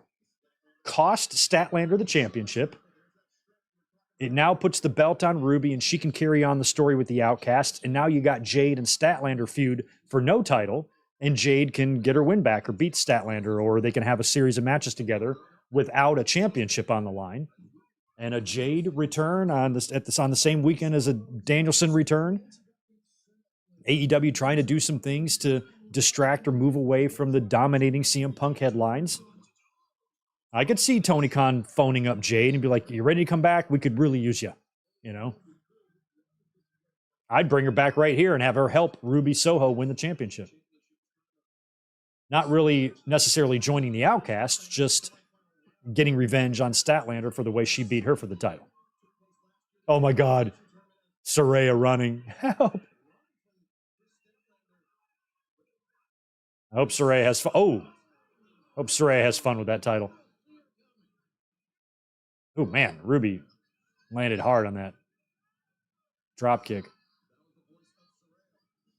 Ruby looked like she really hurt herself. Ouch.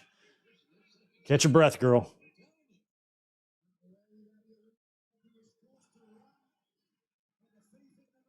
Thank you for popping in with those emojis, Zach. I really want to do some more updating to those. I need to fix the one of me.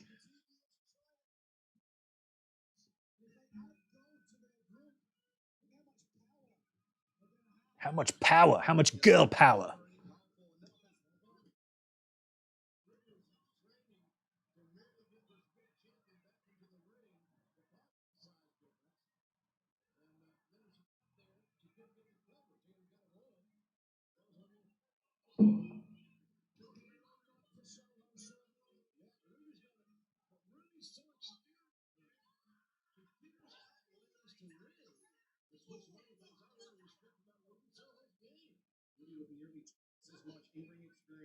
I think the amount of fans that Tomas that really think AEW needs CM Punk to just plain survive is pretty small. I'm sure some of those exist, but I don't think any rational fan truly believes that. I mean, look at what's going on in Chicago right now, Punk's own hometown. This place is packed, reacting, having a great time to these matches.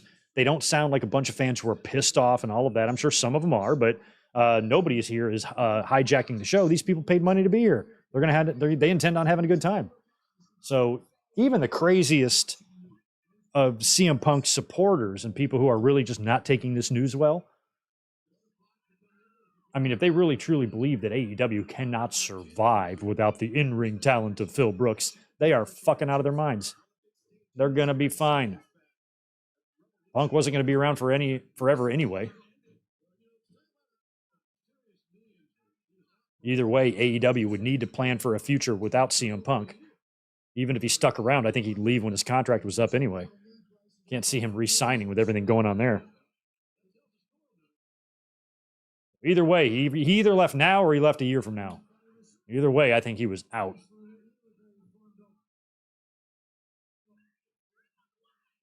You're in my way. All right, Soraya, I'll give you a pass because you're hot, but otherwise, don't be screaming at me.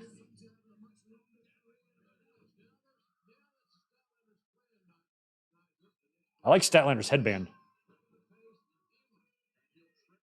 Getting her Karate Kid on. Come on, Ruby. I feel like another reason why I feel like the momentum is on Ruby's side here is because Ruby's had like a bunch of chances and fallen short on all of them. Lost 2 Owen Hart tournaments. Lost a couple of shots at the TBS. Definitely lost a shot at the world title. Lost a bunch of opportunities at shots at the world title. She just never has gotten gold. And I don't know if she's really going to see gold ever. I think this is the best opportunity that Ruby's ever going to see in this company to capture some gold. Unless she's just randomly just gets over for some reason the next year or two. Or find some sort of an angle or story that really gets the fans behind her, how Becky Lynch found popularity several years into her run and things like that. That could happen. But otherwise, I don't think the stars have really ever truly aligned better than they will be right here for the Rubester. Get some gold.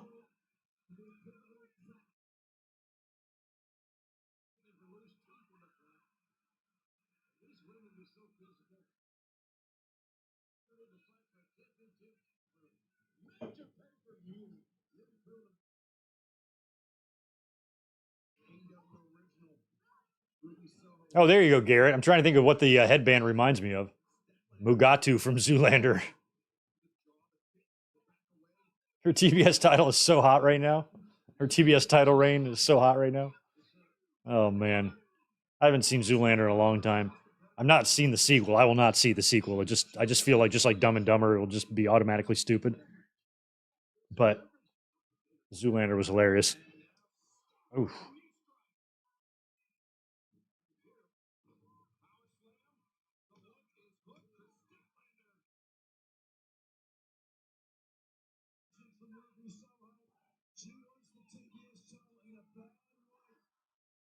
Yeah, I could see Statlander in WWE.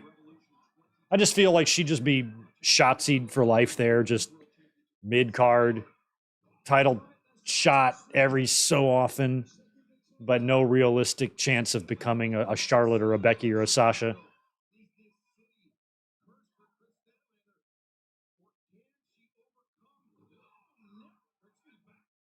Unless she got there and went through. She already looks great. She's a horse. Oh my God, nice. But if she like really improved her physique, like look at how Raquel transformed, like from her indie days to first getting signed to how she looks now. There's nothing at all wrong with how Statlander looks athletically, but if she really got herself buffed like Rhea Ripley size or something like that, then maybe. But I feel like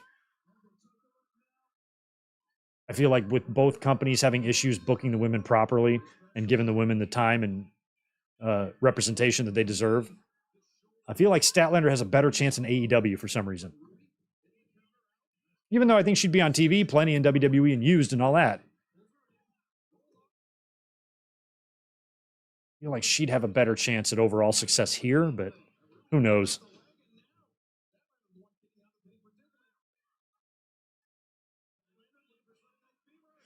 I'd like to see. Oh no, victory roll up? No way. Nope. I just saw Statlander tell her to reverse it. She goes, reverse it. Let me see Statlander and Jamie Hayter have some fun. Best wishes out to Jamie. We love her on this channel. Hope she's doing all right. Sad to hear she's still a few months off from return.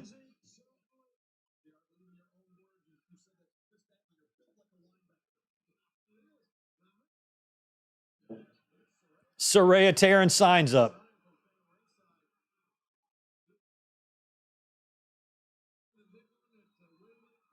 I remember when she first turned up in NXT, me being a little bit on the smitten side. I'm like, she is cute.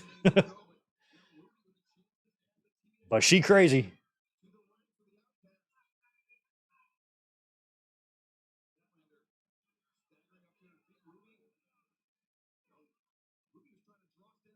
Oh, God. We're going to get a fall-away slam from the second rope? Yep, we are. No. Oh.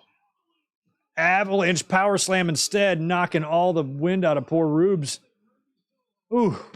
I don't know how she kicked out of that either. Ooh, man.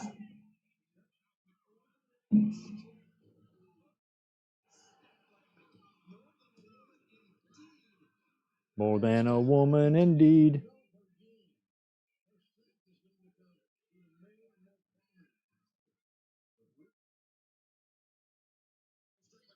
Oh. I'm really worried I'm going to get the delivery text right when the finish happens.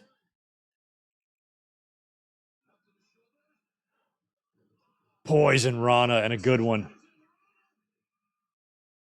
Nope. Nope. I mean, I feel if Ruby wins this, she's going to have outside help. She's not going to do this by herself. Wow. What a flurry. 1, 2. Kick out by Chris. That was a nice offensive sequence there by Ruby. Damn near had the thing won clean. But I think it's going to take more than that. Yeah, thank you for that, Ryan. This is her 6th TBS title match. It's like my cousin Vinny. Nope, for me, 6th time was a charm.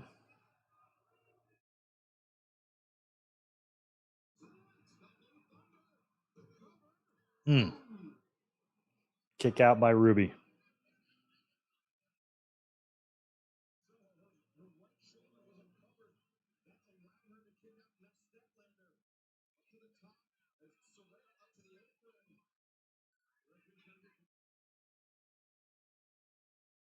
Oh. Is that all it's going to take? Oh. No. No. Yes? Oh, kick out. I'm about to say, I just think it's going to take a little more interference than that. Ruby's pissed. This is where I'd have Jade come out.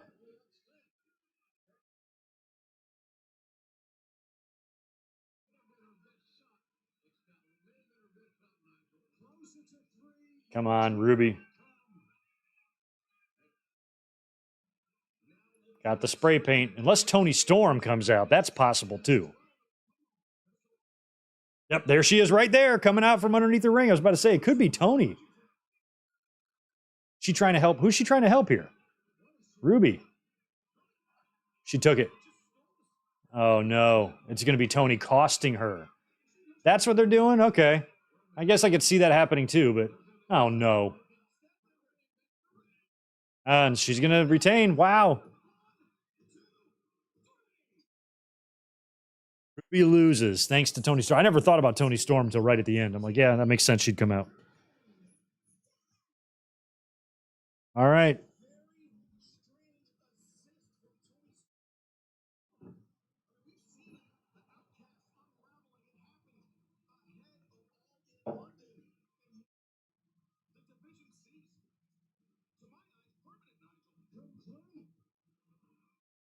All right, well, Statlander retains, which is also fine. I like Statlander. I just feel like if Ruby is ever going to win any championships, this was her chance and failed again.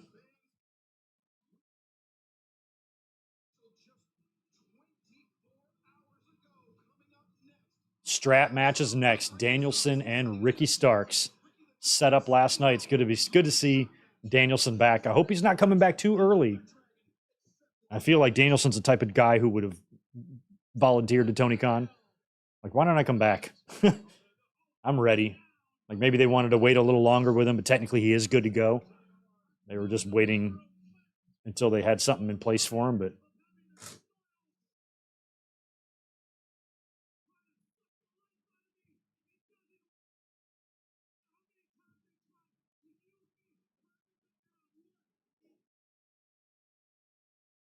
yeah, Ricky Stark seemed a little frustrated in his promo for sure.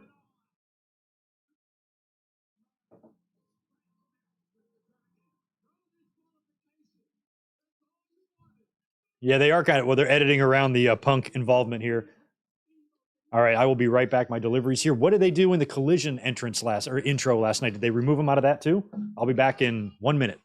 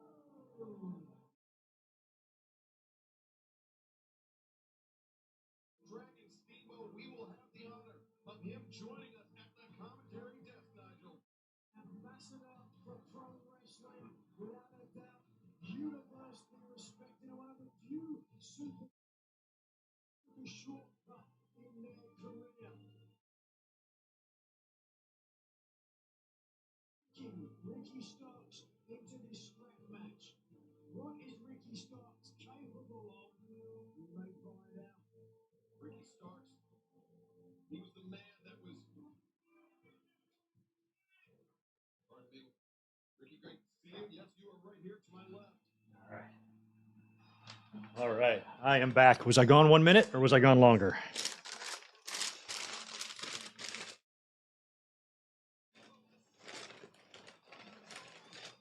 Oh, wow.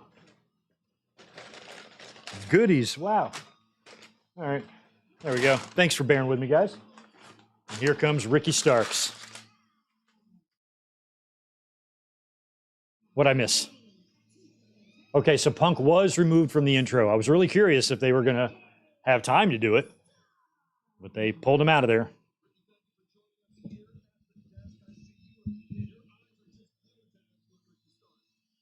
Oh, we got Steamboat on commentary. That's great. That makes me happy.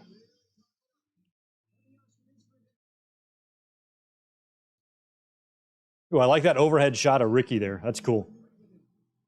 Are they advertising this as a no DQ strap match? I thought strap matches were already no DQ. I thought no DQ was built in.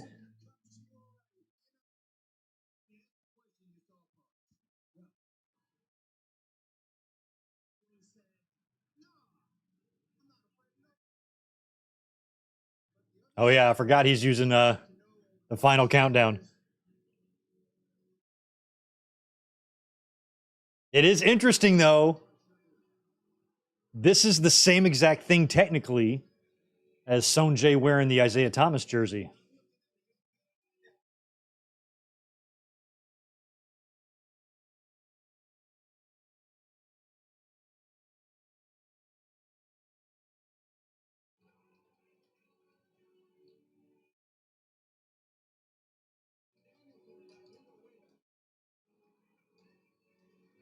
Surprised the fans are cheering.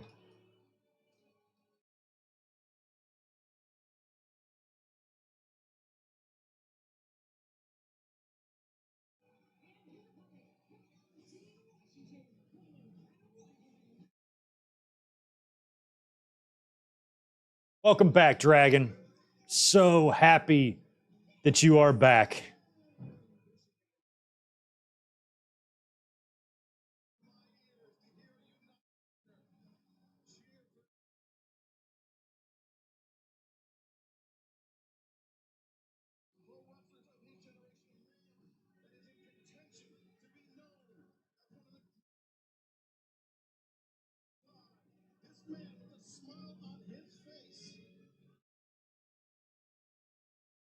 Yeah, I did miss Ricky Steamboat's entrance, but I don't think they used the music I wanted them to use, did they, Victor?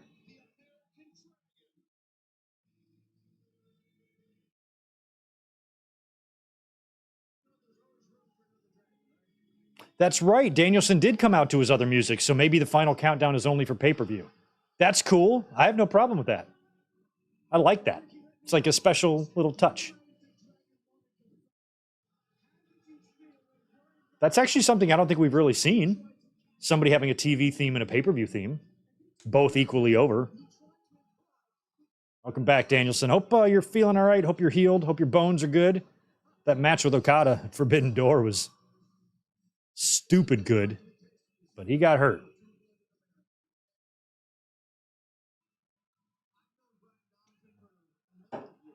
Strap match on Ricky. Give me your hand, Ricky.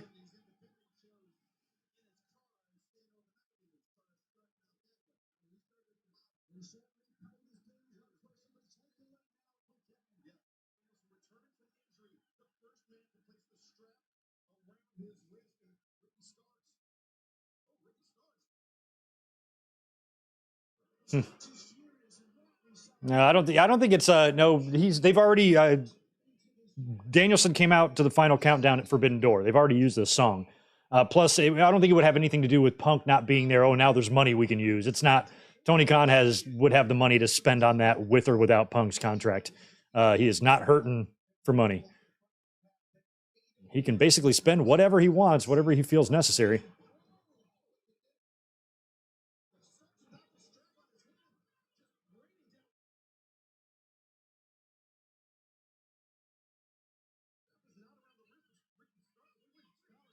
Oh yeah, that's true. Triple H would use the King of Kings sometimes as well for promos.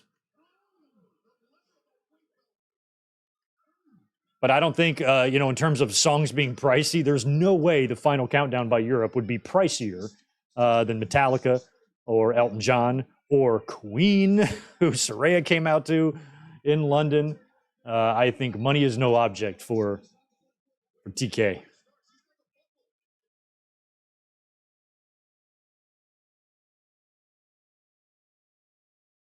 Yeah, Stark's got that wig belt. Might be a little homage to his friend Cody. Who's this woman? Oh, wow. Just gave that old lady a little kiss on the hand. That's nice.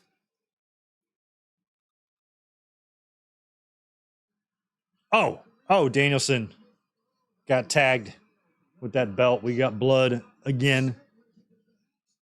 Would I like to see Ricky Starks in WWE? Sure. Why not? He's definitely got an in with Cody, but I don't know. I feel like Starks could succeed more in AEW. I just think of Starks, but then I think of him being there with, Carmelo Hayes and some other guys, and I'm like, Starks might just be better off where he is. I think he'd be better in WWE once he became a big star here. Like, he's a star here, but if he sees world championship gold or anything like that, I think he's got to accomplish that first to ensure that if he goes to WWE, he's not going to be NXT'd or, lower card. He's coming in as a major player, and they're going to pay him accordingly and use him accordingly. That's what I would try to do if I was Ricky Starks. Taking a contract now, I feel like he'd be a lost in the shuffle. Because there's lots of guys there with charisma who can talk and who are young and athletic. God, now he's got that around. Oh my God, this is brutal looking. Danielson, so much blood. Starks is choking him, dragging him around. Oh, God. This match is already bloody for those just tuning in.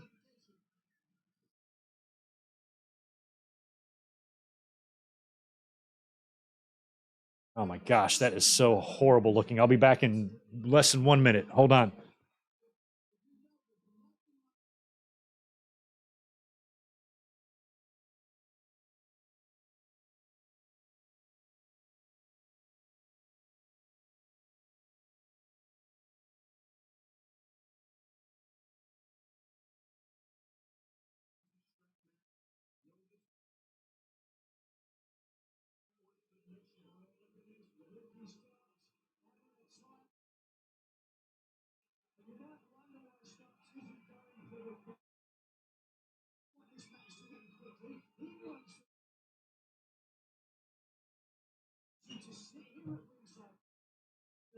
All right. Sorry, I didn't take another quick break. Oh my God. So I thought by the time I came back, Danielson would be on the offensive, but he is not. Ricky Starks is whooping his ass still.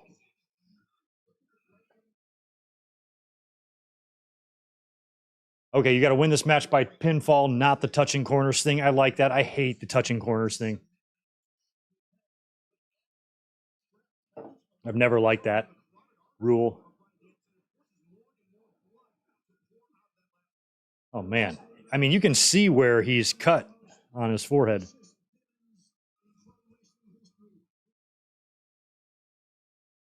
You first taste your blood. Come on, Ricky.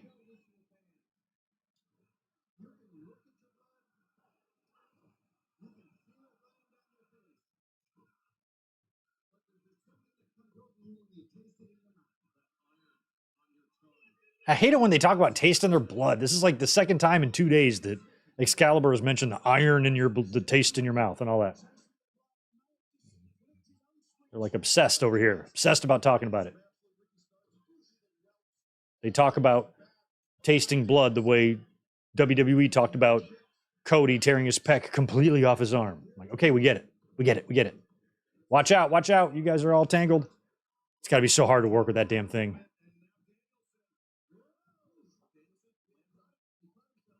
Oh, God. And that came all the way around and caught Danielson on the other side, too, that strap shot. We got another choke on the outside of the ring. This is shades of Dusty and Superstar right here.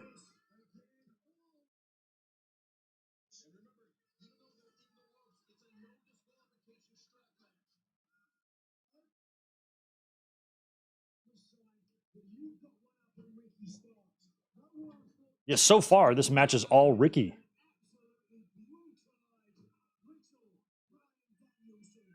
Jesus, Danielson is really, really brutalized. I mean, is Danielson offering himself up here to do this job? Like, if the match with Punk was going to happen, Punk wouldn't have lost tonight, right? The match probably would not have been for the championship or for Punk's Real World's Championship.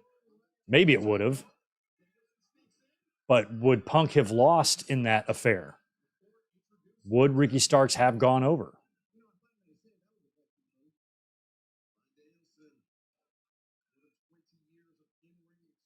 I don't know if it's the right move or not here to put Ricky Starks over in this match.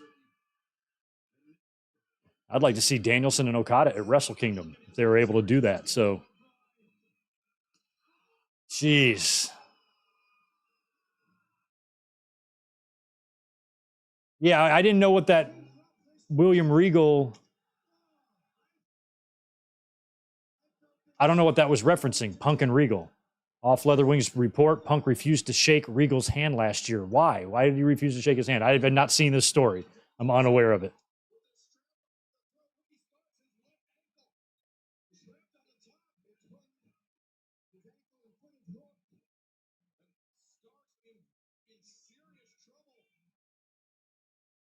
Yeah, I don't know what that story is referencing.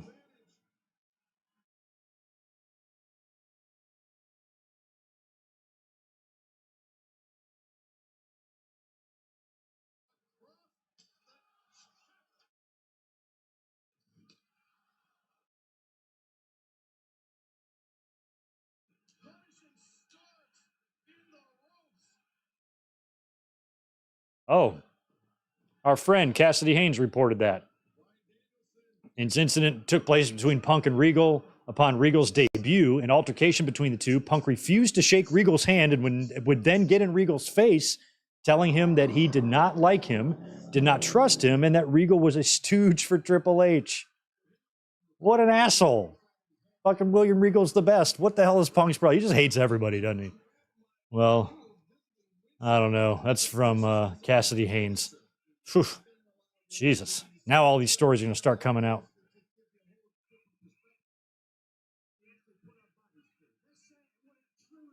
Punk is so full of shit. He just went to Raw to talk to Triple H just a few months ago. He shouted out Triple H in his Cauliflower Alley Award speech. Guy talks out of both sides of his ass. Oh, God, he's going to flip Starks. God, they are really whipping the shit out of each other with this thing. Danielson has got, well, Starks does too. Starks has got a great tan, and you can still see those welts. Danielson's so damn white, he's clear, and he's bleeding.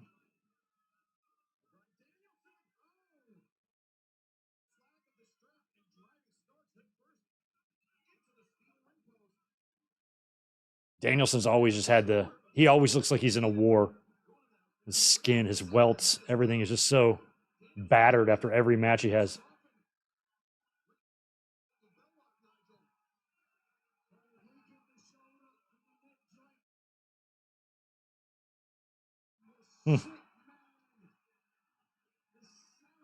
Danielson coming up on 10 years from that big WrestleMania 30 moment. That's crazy.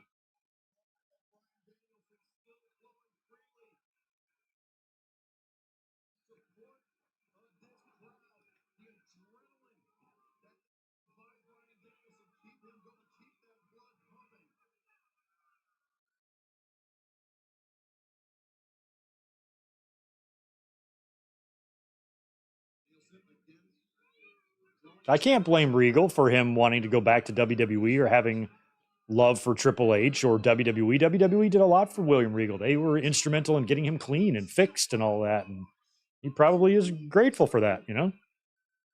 All things considered, he probably would have preferred to be there, but he got released when they were doing all those releases. So he just went and took some money elsewhere. But then when the opportunity came, Tony Khan actually let him go back. Oh.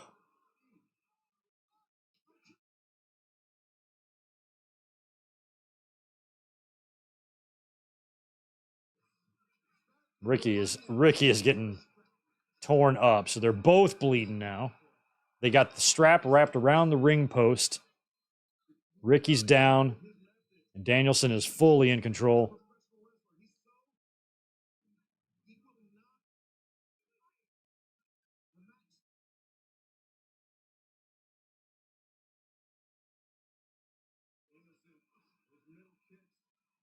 Ooh, kicks. Be right back.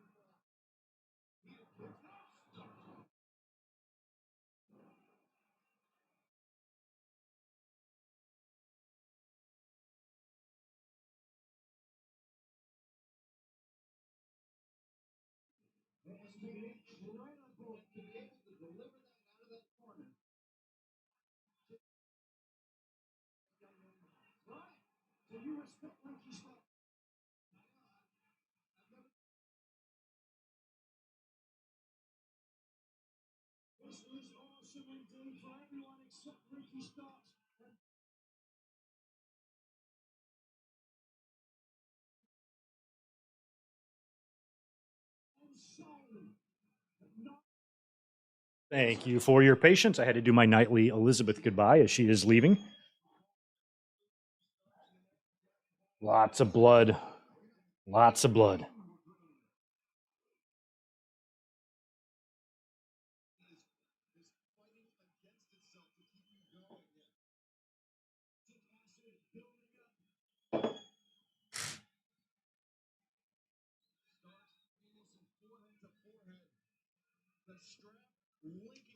Oof.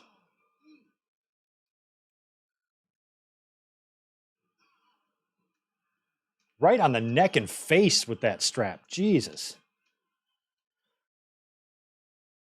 Oh, wow. That look on Danielson's face when he's getting whipped. Poor Aubrey. She's seeing some gnarly shit tonight, man.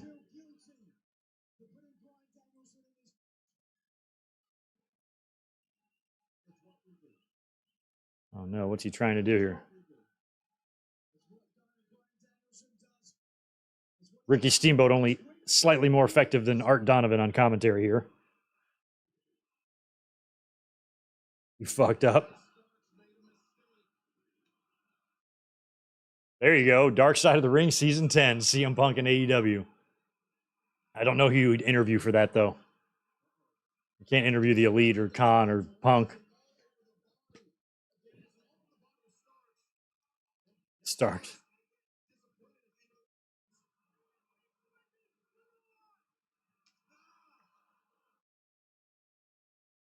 Damn. Danielson screaming at Starks. Oof.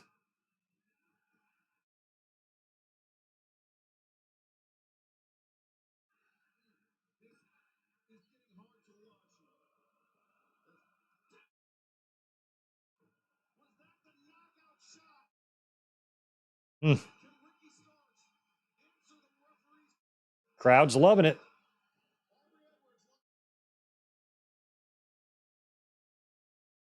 Oh, Big Bill. Wasn't Danielson like Big Bill's last match in WWE before he got let go? Oh, Steamboat's going to do something here. Oh, wow. Ricky going after Big Bill. That's crazy. Wow. Look, it's holy shit. Oh, no. Oh, no. Steamboat started taking out Big Bill, but now Big Bill's got him. Starks flies into Bill. Steamboat goes down. Danielson on the top rope. Oh, shit.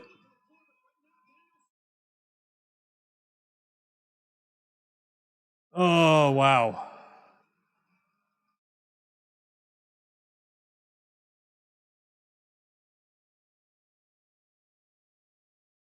Now I feel like Danielson might have to win after all that. I feel like Punk probably would have won too. They're in Chicago, having all this Steamboat shit. This is probably the same exact match, but with Danielson involved. Oh, and a spear. Wow, kick out by Danielson. That was a great spear.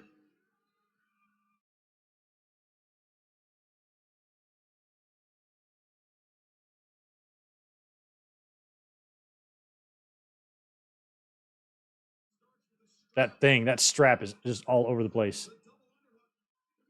Rochambeau, yeah, nope. Danielson out.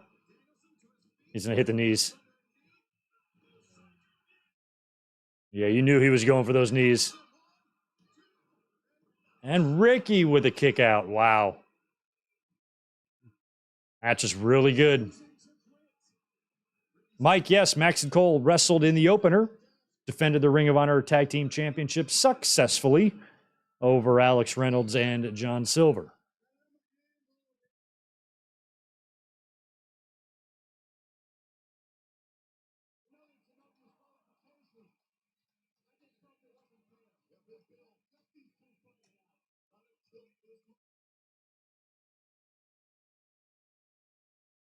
Oh.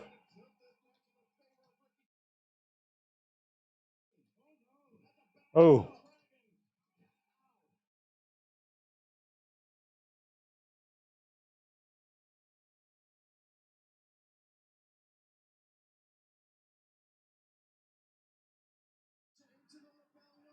Oof.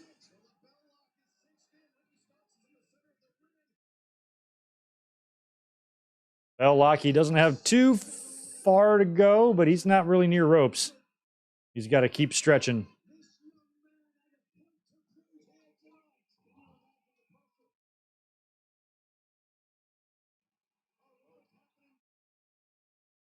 Oh, no. Just what he did to Justin Roberts. That's it. He's gonna pass out. He's being choked.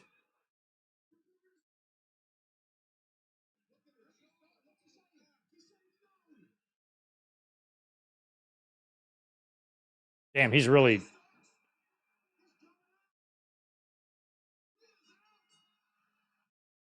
out, choked out. That's probably the same finish they would have done with Punk.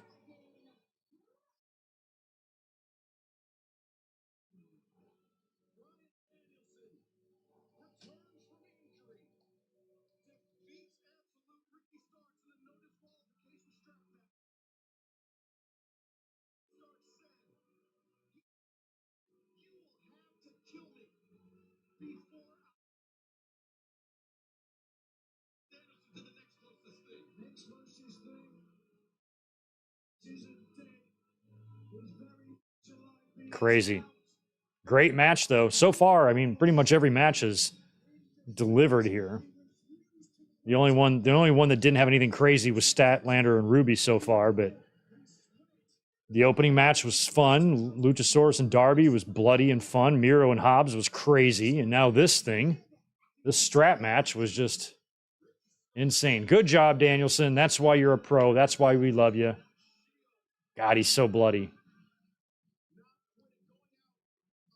And Danielson was able to step in and fill in and deliver where Phil could not.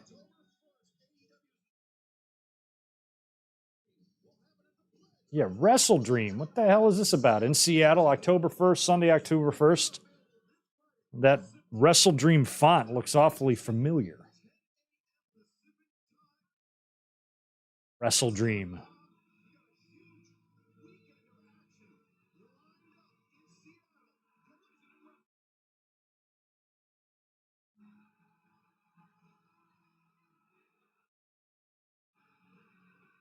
Wow, that whole crowd singing that song was hilarious to me.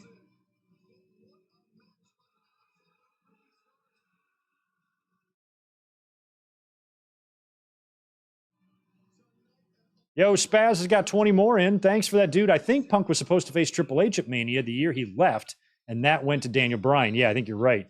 Punk was meant to face Starks tonight, and it goes to Danielson. Both company agree he's Punk's number 2. He really is.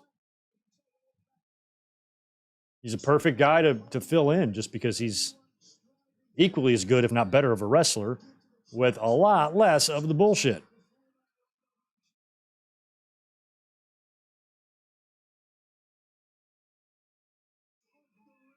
Oh, yeah, this was crazy.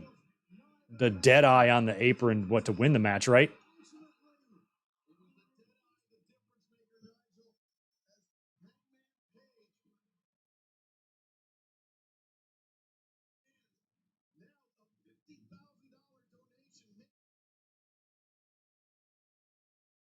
Where?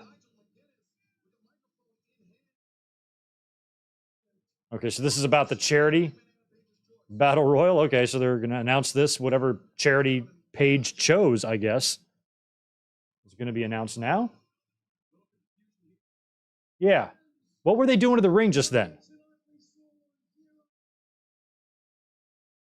They changing the ring, the bloody mat.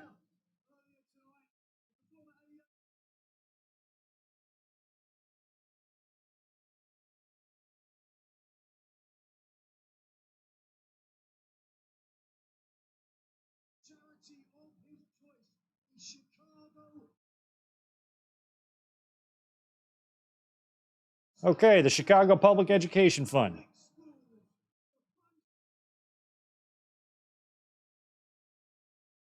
That's great. Tony Khan's willing to pay $50,000 to a Chicago charity to try to kiss the butt of this crowd. But I don't think it was necessary. The crowd's into these matches, man. They're not here to sabotage anything. They look like they're there having a good time, man. I'm sure plenty of them are disappointed about CM Punk, but nobody's shitting their pants over it in there. Everybody's fine. They're behaving themselves, unlike Twitter. All right, nice. This is going to be the tag match with Shibata and Eddie, right?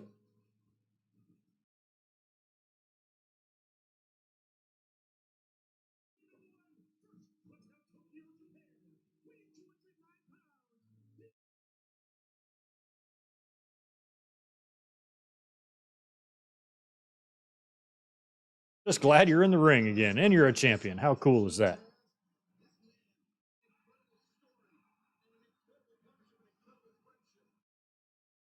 Yeah, I thought I saw something dark across the ring. I thought they were setting up like a tarp on it or something, but I know that in modern times, WWE and AEW too, they just tie a bunch of ring mats there. That way, when one gets dirty, they just peel it off. So they don't really replace it. I think they just peel off the layer, and there's a fresh one underneath, is what I think they do. Anybody ever set up a ring? Am I right about that? Well, Chad, I don't think Tony Khan will have any effect over the concession prices in the crowd. I don't think. Tony Khan is renting that building. I don't think he can dictate what beer costs there. That's my guess. If Tony can do anything, he can give away some merch. Free CM Punk t-shirts.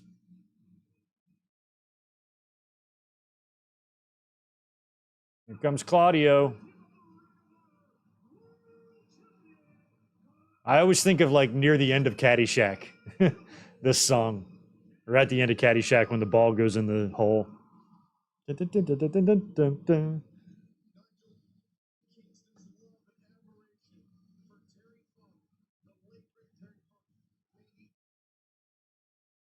Yes, Mike, now that we have the Dom visual that I've been talking about, they can take the title off Dom anytime they want. Dom being the first one to lose the title, to lose a title, sounds about right.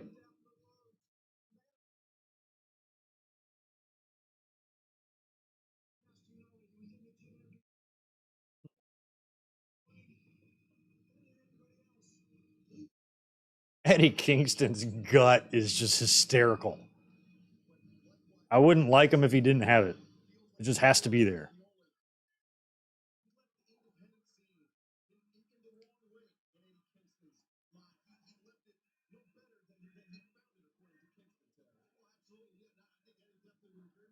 I like wrestlers like Eddie because they're living proof that you do not have to be pretty to be popular.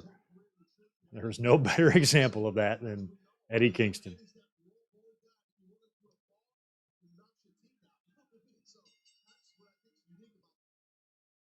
He just looks like he smells, you know? I don't know what he smells like, but it just appears to be bad.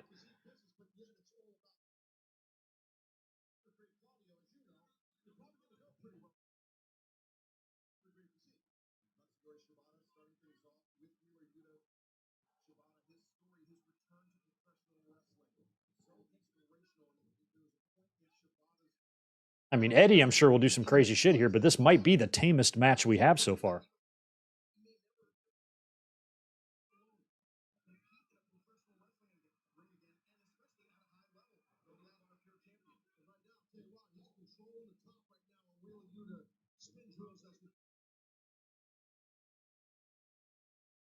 I'm really glad that it happened for Eddie Kingston too. I mean, it happened kind of late in his career and everything, but I'm glad that because of AEW, people were really able to see him, and he was able to get exposure because he's super unique, and he wasn't really going to be a WWE type of top star guy.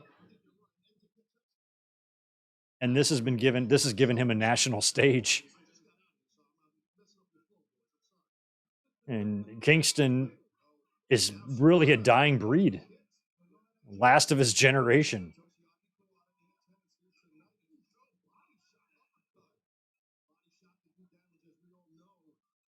Oh, Claudio, yeah. Shibata wants him. I think he's telling him to tag. Eddie's like, I'll tag.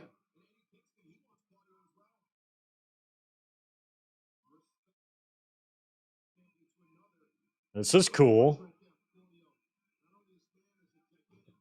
Never thought there would have been a scenario, 2 years ago where I'd see these two in the ring together.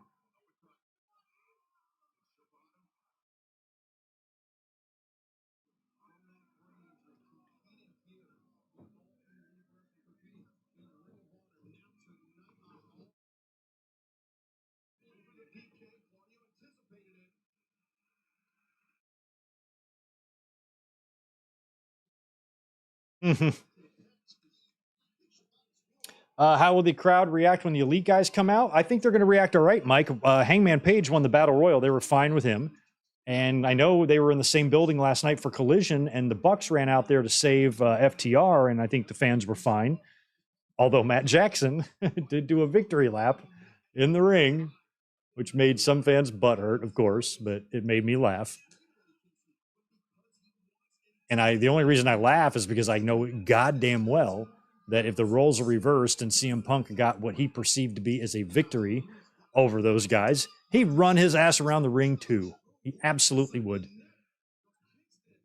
There's nothing about CM Punk that makes me think he wouldn't do that. So, all's fair in my mind.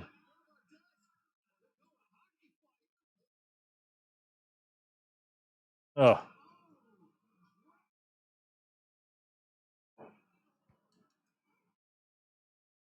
Oh, don't destroy the table already. Oh, God.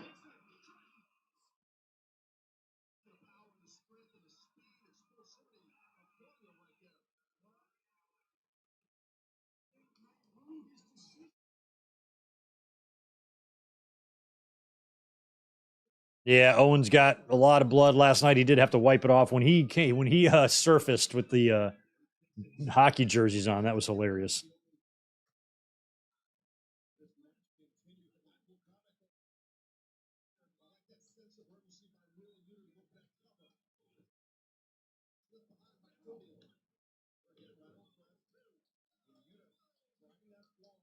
Just trying to write down the results here as we go so I don't forget anything.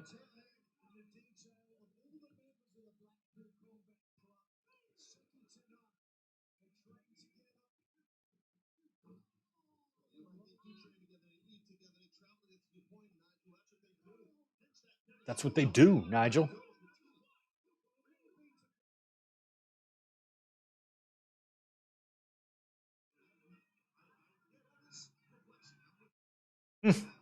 That is perplexing.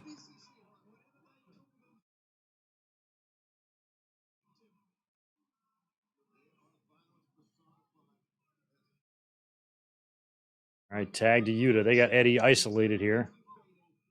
He's all tied up. He's in a bad way. Eddie's in a bad way.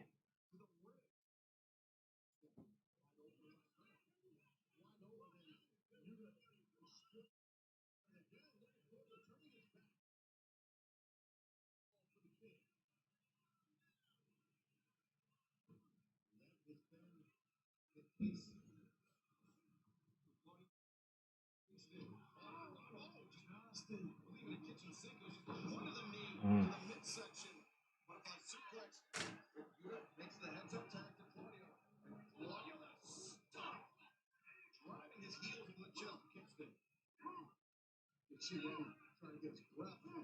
I didn't catch the Terry Funk tribute by Eddie. Oh, big stomp on Eddie.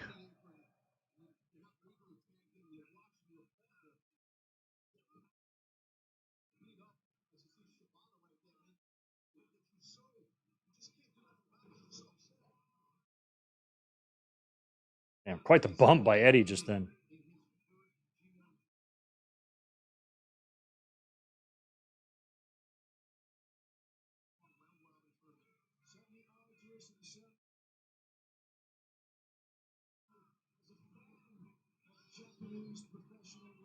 Oh man, I was happy. I was happy for Eddie Kingston. He looked like he was having a blast doing the G1 stuff. Boyhood dream came true.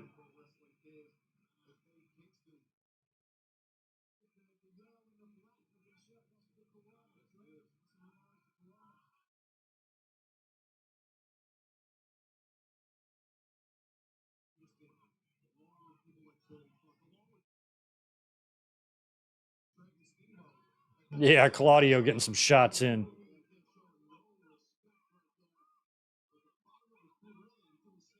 Oh, I didn't see it. I didn't even see he was wearing a Claudio Sucks Egg shirt. I didn't even notice that when he came out. Holy shit. Cool. Claudio probably does suck eggs. He's got an egg head.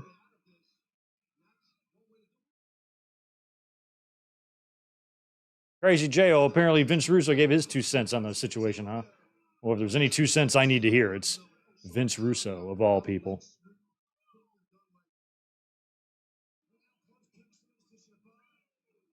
Words cannot even express the amount of fuck I do not give over Russo's opinions on anything. Okay. Finally got the Shibata hot tag. He's taking out Claudio. Fans seem a little burnt out here for this one. Oh, wow. Claudio followed in with a big forearm. Now a series of forearms. Girl in the front row is marking out for that. Oh. Good little sequence here between Shibata and Claudio. I like it.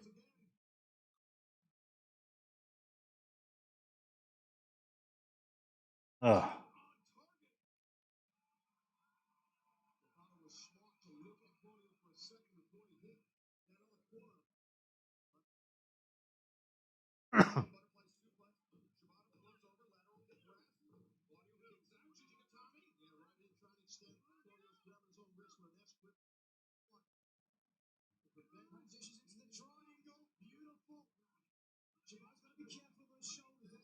He really has that locked in on Claudio. His head's getting purple. Oh, lift him. Jesus Christ. Claudio's still got it, man. He's still got stupid strength. I mean, how old's Claudio these days? He's got to be 40, right? Look at the shape he's in.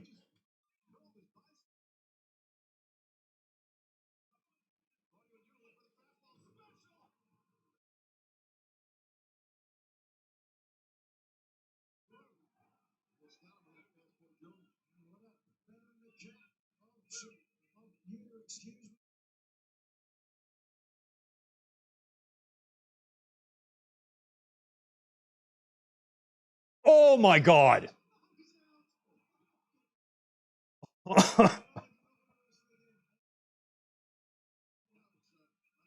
Holy shit. Shibata just slapped the pure shit out of Wheeler Yuta. You saw like residue fly off the face of Wheeler. He was hit so hard. I think he knocked hairs out of his face. Holy crap. Oh, that. You gotta jack your jaw, man.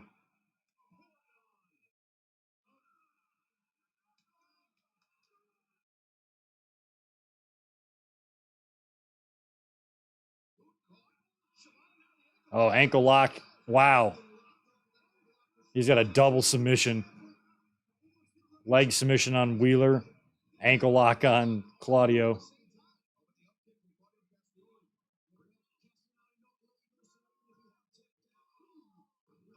Oh. Oh, uppercut to Shibata, but then he fell backwards on the whatever that move's called. Wrenching the knee of Yuta.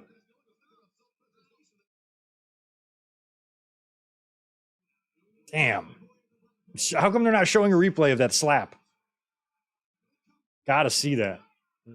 Somebody, if there's a GIF of it showing up on Twitter, tag me in it. Oh, big DDT. Man, Yuta's got to be.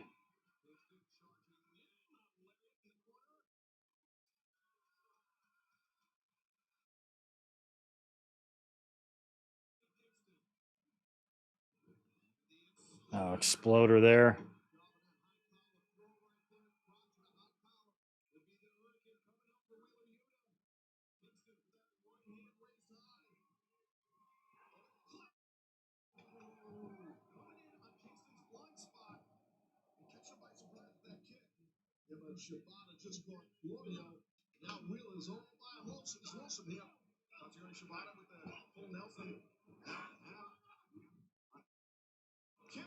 Oh.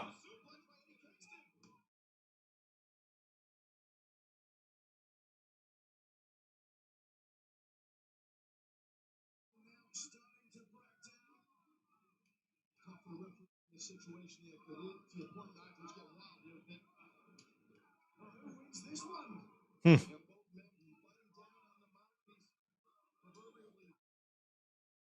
As you want them to figure out their commentary teams for pay-per-views, I'm okay with them switching it up. They do seem to shuffle them in and out. You know, JR sits in for a bit. Kevin Kelly was out there earlier. Right now, I think we got Taz, Nigel, and Excalibur. Shivani is around. They do kind of mix it up.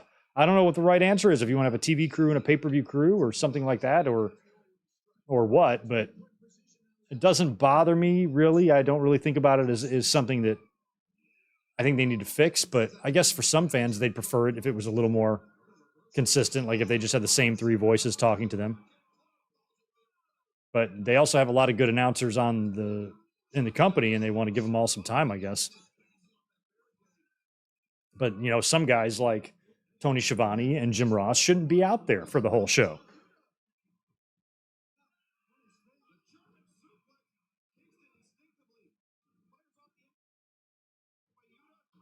Oof.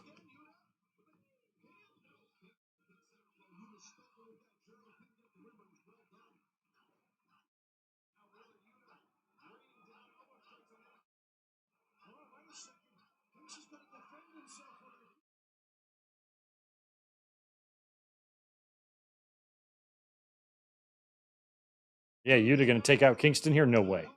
Ooh, big. Oh, well, Yuta just got rocked again, that time by Kingston. He tagged out, luckily.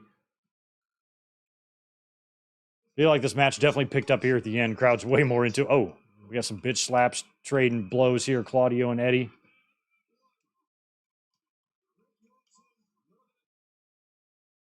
Taking out Eddie. Big clothesline.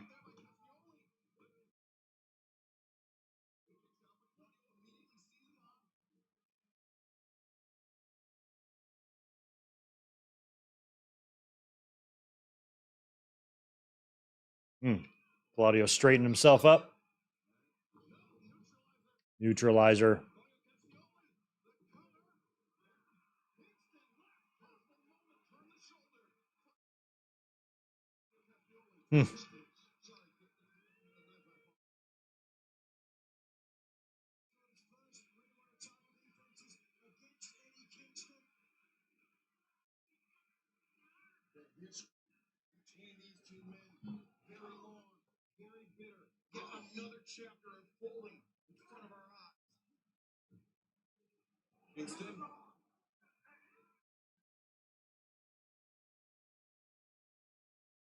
Oh,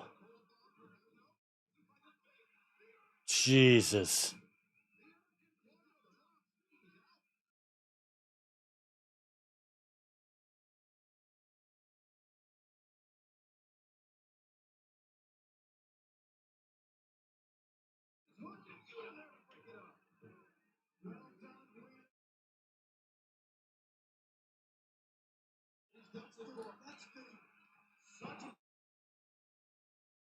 Damn.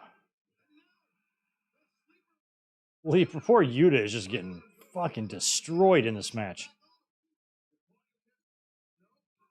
Oh, big uppercut. Oh, that might be the finish. It is. Claudio pins Kingston with a vicious uppercut. I think I picked that one right. I think I picked Claudio and Wheeler in this.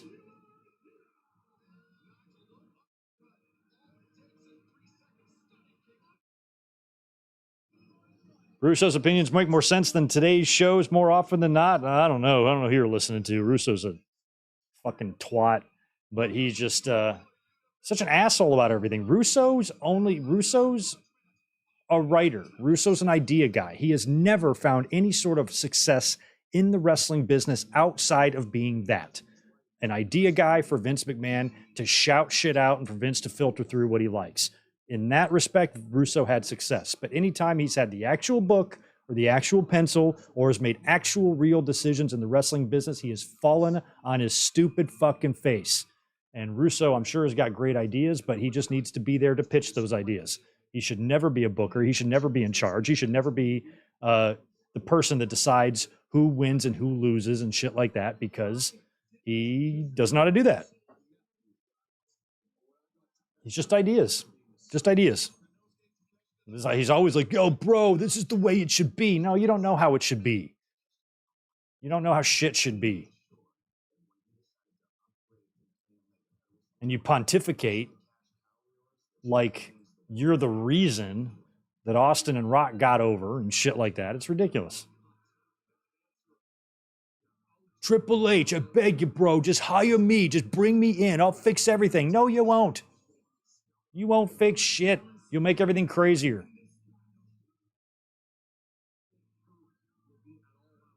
Crash TV worked in the era that Crash TV was going to work. Anything like that now. Nobody needs to be chopping PPs now. It's 2023. All right, this is going to be great. Kenny and Takeshita. I thought this match would be the best match on the card, but so far they got some big shoes to fill because we've seen some good ones. I especially liked Miro and Hobbs.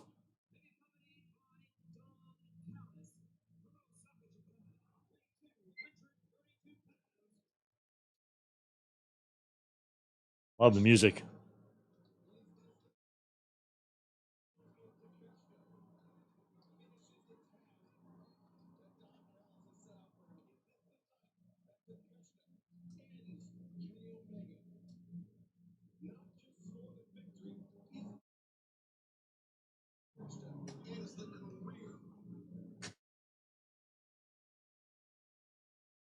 Well, this one shalt be good.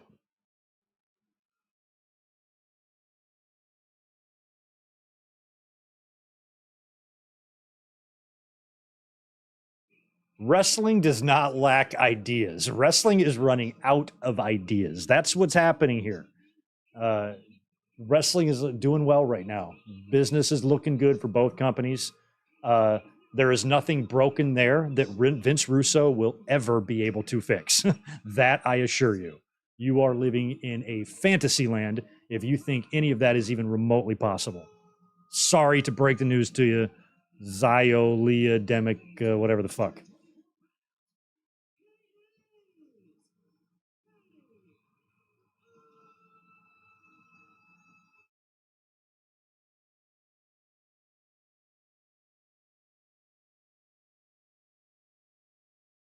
I think Vince Russo was really good for ideas for his time, but I don't think he could really offer anything now. I think wrestling is much different than it was when he was succeeding in that realm. He's just been nothing but a fucking side seat quarterback ever since, running his mouth online about how much better he'd be doing things. Yeah. Fucking run for president, why don't you?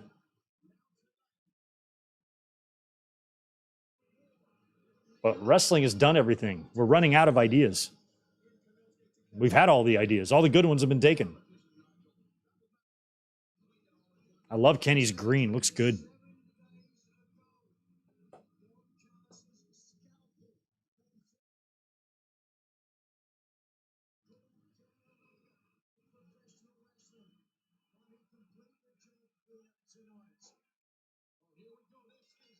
You know, I'm not sure if you can really be pleased as a wrestling fan if this is awesome chance annoy you. Here is an idea. Try having fun. Try lightening up and having fun. That's something that Vince Russo's not good at.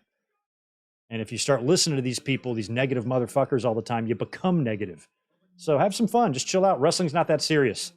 It's not that serious. And the wrestling fans who make it that serious take fun away from themselves. And I feel bad for them.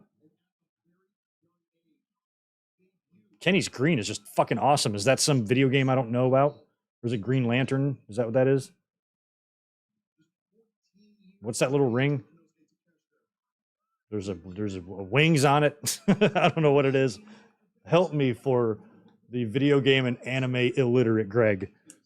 I don't know what any of that is.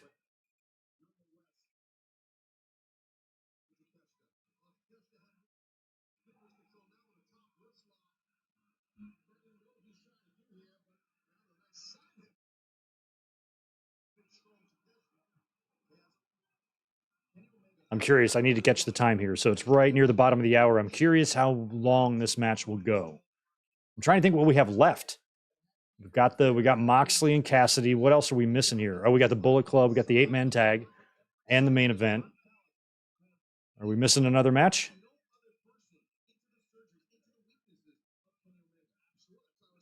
Hmm.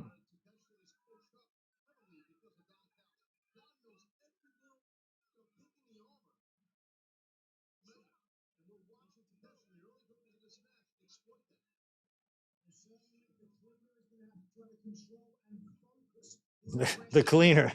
Cleaner, I got this. Still my favorite tweet ever.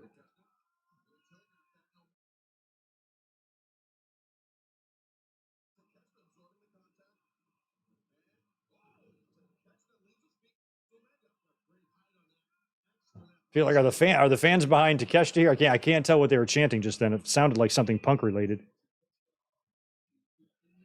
But so far, I mean, unless I've been talking and I've missed it, have we had a deafening CM Punk chant yet in the show? Oh my God.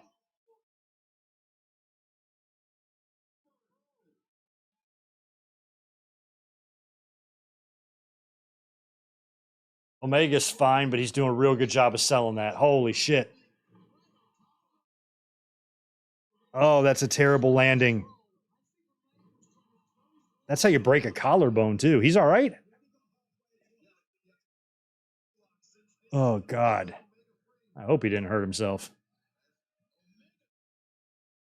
Oh, man. Yeah, Omega looks rubbery. Oh, my God. This is violent and brutal already. Whew. Watching that bump almost like made me sweat. I'm going to go grab another cold one. Hold on.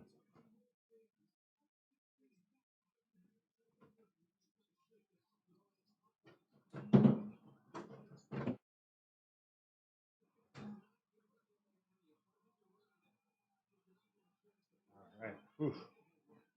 It's crazy, man. Oh, is Tito? Oh, yeah. Tito's hanging out. What's up, buddy? Yeah. It's up on the table. We can't see your face. We can just see your ass. Oh, he's leaving. Oh, he's going in his fort.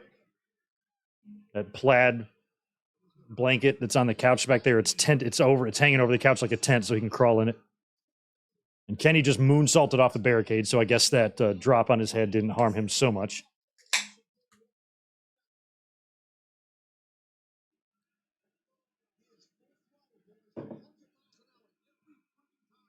Kenny chance, loving it.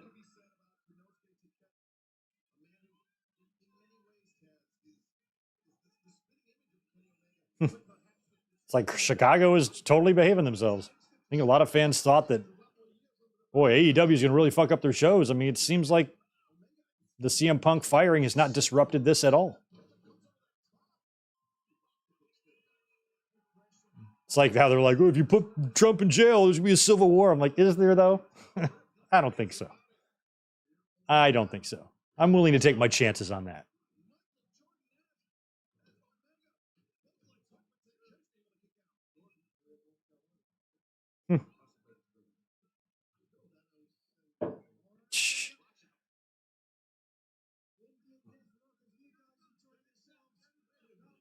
From a continuity and chemistry perspective, it might be best to have a consistent unit out there for pay-per-views. Not necessarily the same team for every pay-per-view, but the same team for every show without too much intertwining there.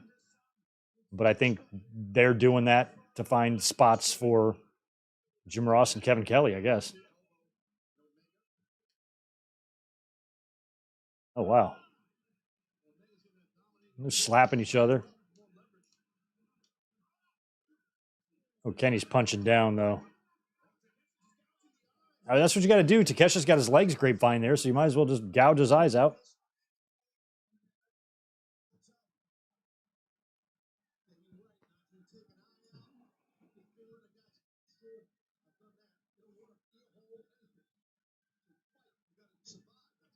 Huh.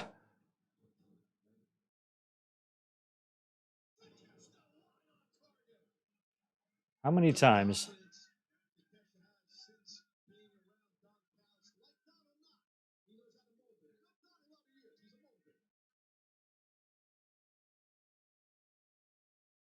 He's a dirtbag, too.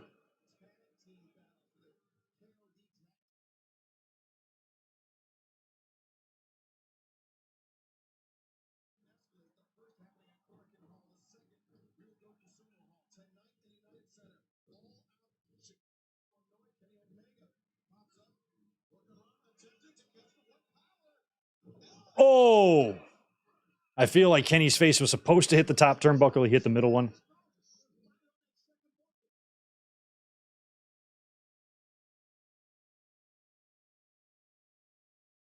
Oh, God. He barely even protected himself at all. He just took that flush in the face.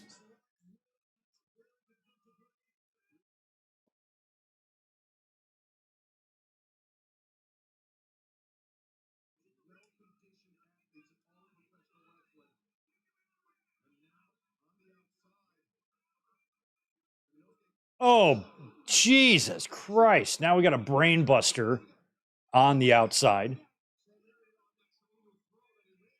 Kenny already has had about 3 bumps that are like Ibushi level bumps. Ugh.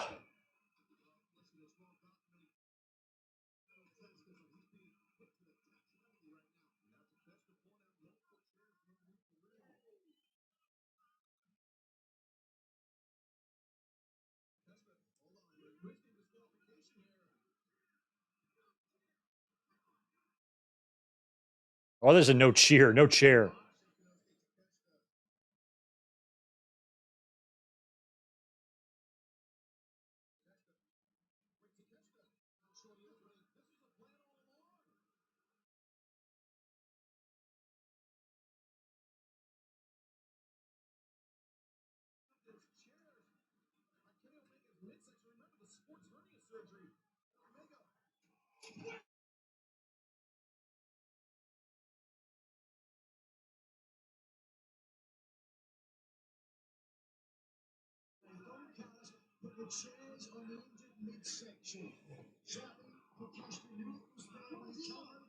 Mm-hmm.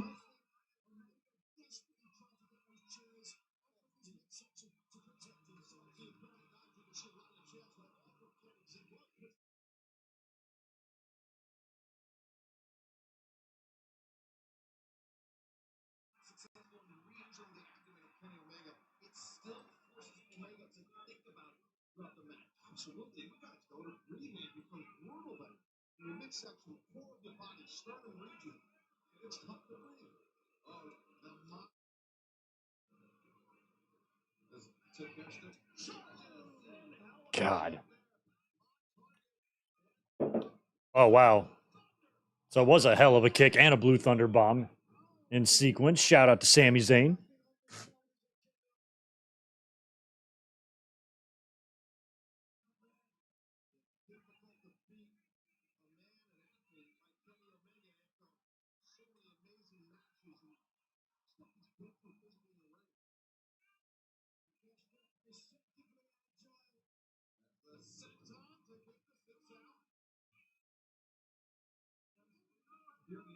Feels like they're trying to get the song going, but the fans aren't.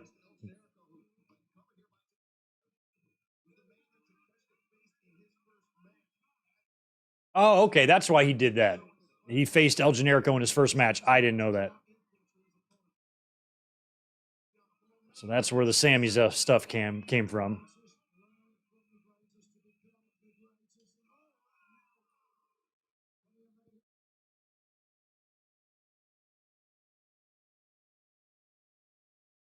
Oh my God. I like Takeshita too because he does have some size to him, you know.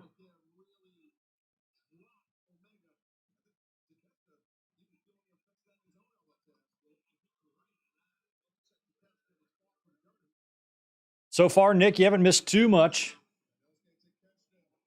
It's been a good show though. Nothing. Oh man. I guess the only big surprise we've seen so far on the show is the debut of Lana or CJ Perry coming in to save Miro.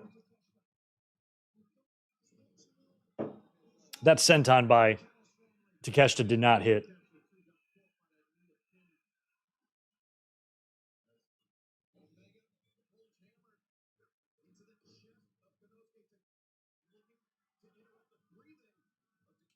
Oh.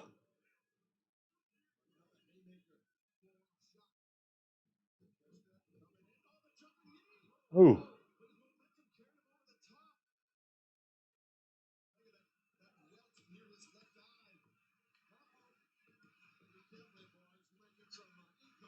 Yeah, we're definitely going to get some incoming action. Get out of the way, announcers. Kenny's coming. Oh, he's going for the double bounce. Jeez, that was perfectly done. Perfectly caught by Takeshita. Perfect landing. Everybody was safe. It's the only thing in this match so far that looks safe.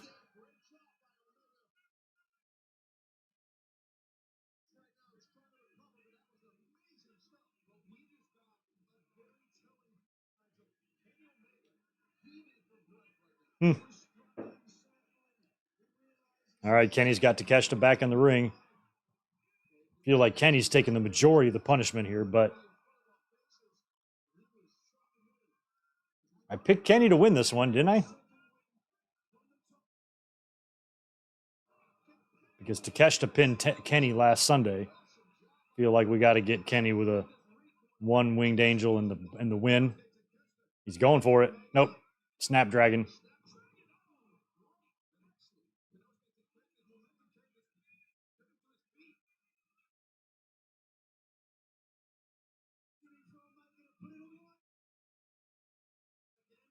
And another one.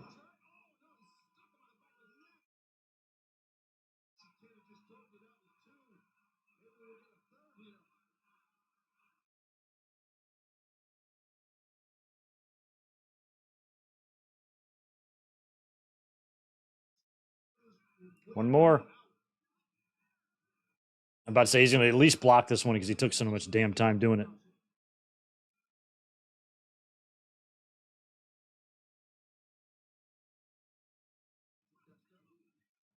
Oh. This match reminds you of Boys and Rana after the knee to the head. I'm not sure if this one really reminds me of Tanaka and Mike Awesome because this is Kenny's smaller and there's not like brain melting chair shots. Some of the bumps are pretty awful though. Like that one.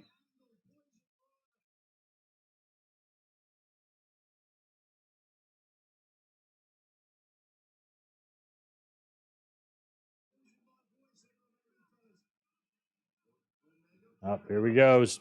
Missed. Missed V trigger caught. Rolls right out of the German. I'm wondering if we're going to get a kick out at one at some point. Now, Takeshita does the same thing. Oh my God. Big knee.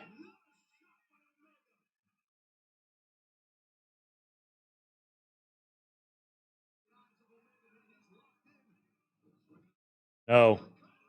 Jesus Christ. That was a home run shot by Takeshita there. His big flying lariat just was more blunt force than anything else. Look at this. Oh.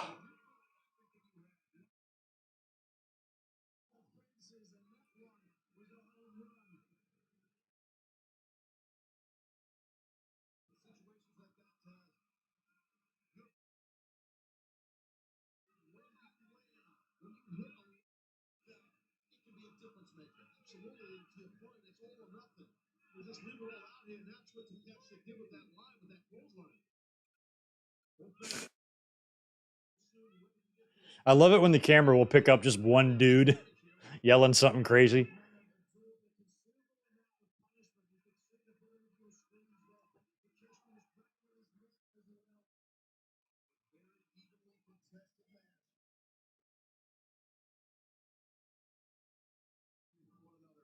I don't even know how Greg Gagne would react or sell a V trigger. His fucking head would be in the sixth row.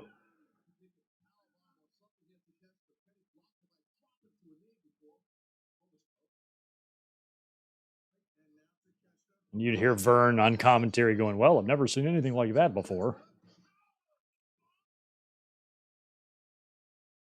Damn. No.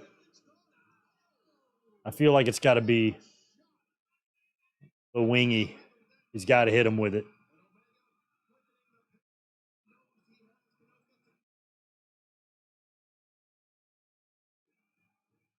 Oh my God. Here it comes. That was two V triggers. Now he's got him up for the angel. Does he hit it? I think he does. No. No. Oh. Yeah, Kenny will definitely kick out of that. So Kenny was able to counter that one-winged angel into kind of like a package pile driver type of thing. Kenny kicks out. Takeshita with a German bridge. Kenny kicks out. Crazy. Kenny looks like he's sleeping.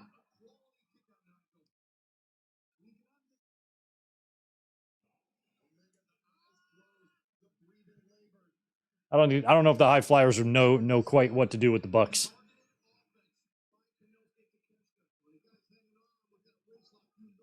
They'd probably think that the Bucks were wizards and probably flee in fear because of their wizardry. On account of their wizardry.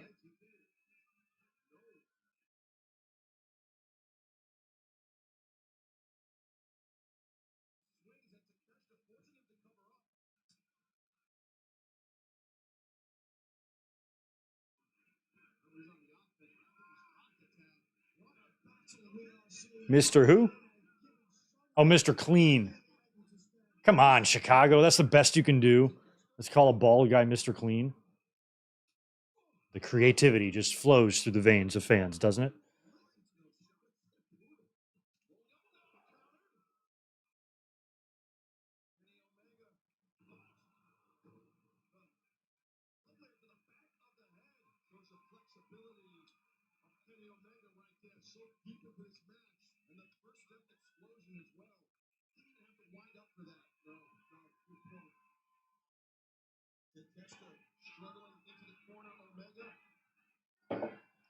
Here he comes. This might be the final V trigger unless Takeshita moves. He does not. Now he's got to lift him for the wingy. How many more kickouts can we get here?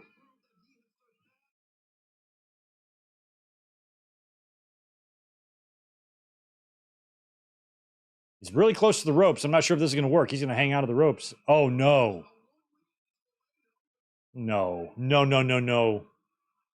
They're climbing to the top. Be careful, guys. Jesus Christ, be careful. Oh, no way. No, no, no, no, no, no. No, no, no, no, no. No, okay. There was no way that was going to work. He tried to get Takeshita in one winged angel position from the ropes, facing the outside of the ring, which means he'd have to hit it going on the outside of the ring. Oh, no. Now they're both up there, right in front of that ringside camera that's on a swivel. Oh, Jesus Christ. Be careful.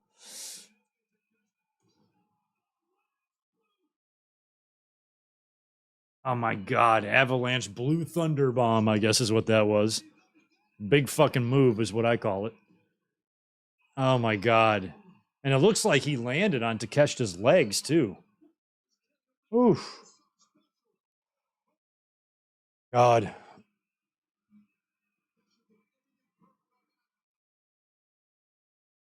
Oh, yeah, the way Kenny landed. I don't know how these guys don't snap their knees.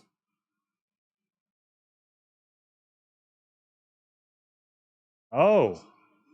Wow, we got a knee to Kenny?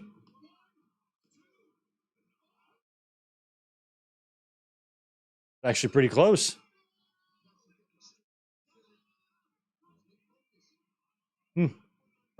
He's like, come here.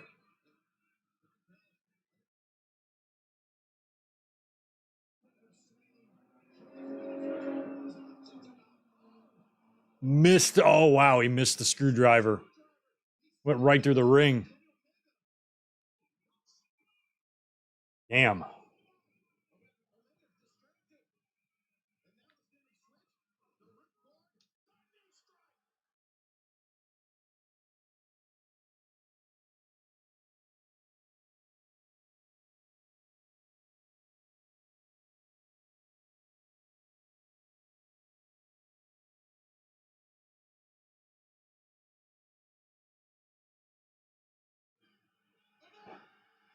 Paul Turner's there we go. Now he's got it in. Paul Turner grabbed that. Nope. Victory roll. Double victory roll. Triple victory roll. Paul Turner grabbed the screwdriver away saving Kenny, but now Takeshita's back in control. Oh, no. Is that it? No, we're going to get some Wrestle Kingdom style kickouts here. Whew.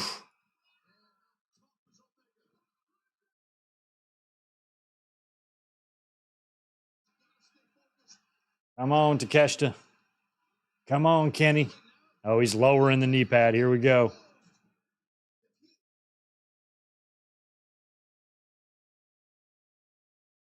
Wow. Wow.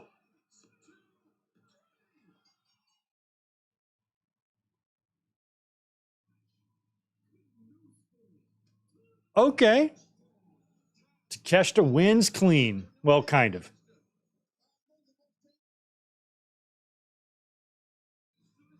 Damn. Took Kenny out.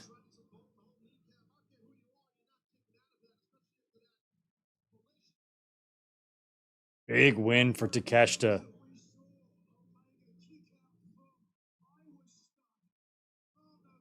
Does the youth momentum continue with Orange Cassidy and Moxley?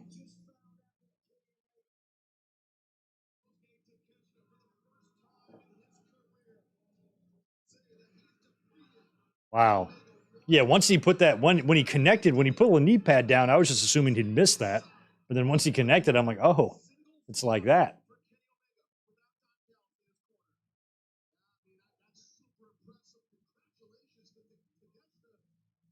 It's a big win, Takeshita.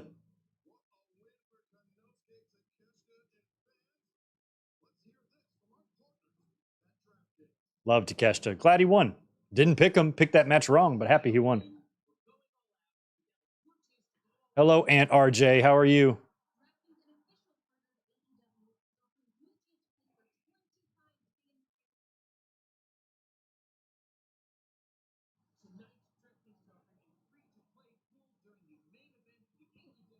RJ City, I don't know shit about DraftKings. I hate to tell you.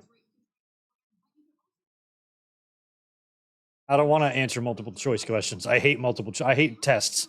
I don't want to do this, guys. I don't even want to do fantasy football tomorrow. I'm already pissed. Yeah, Mr. O, I'm with you, man. I predicted Omega to win, especially the fact that Takeshita got the pin on him at All In, right? Wasn't expecting for that second one to happen.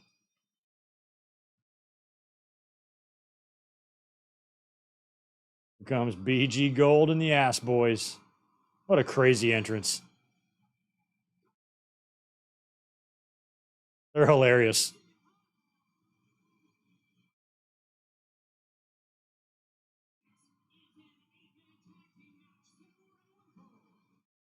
And after this, is it our main event?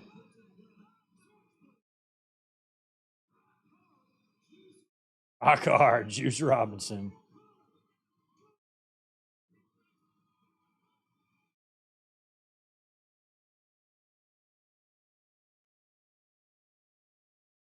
I keep hearing one of my old channel bumpers had a similar noise that the song is reminding me of that.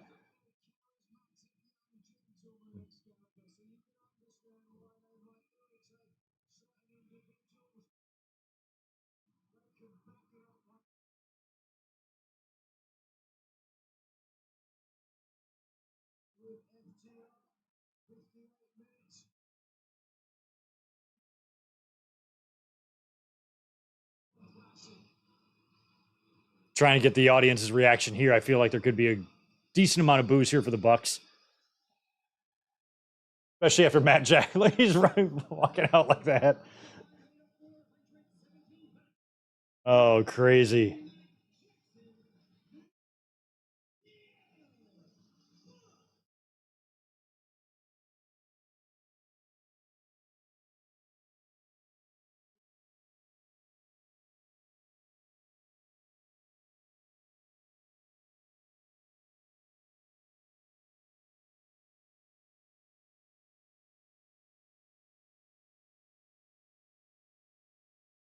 Cassidy is 39. Jesus. I thought he was like 35. I mean, I knew he was older than, I knew he wasn't in his 20s, but holy shit. Because I know he's been wrestling long enough where he'd have to be in his mid-30s at least, but I did not know he was 39. Holy shit. Well, 39 is still young in today's day and age.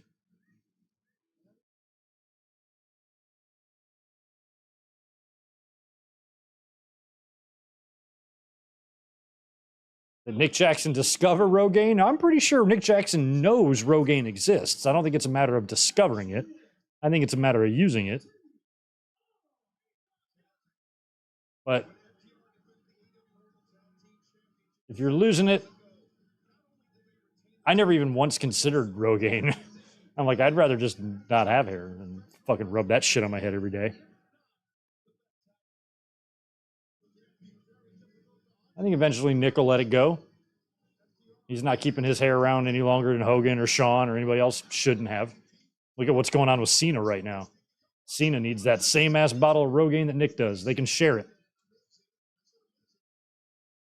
Can we all just get along sign? Yeah, you'd think.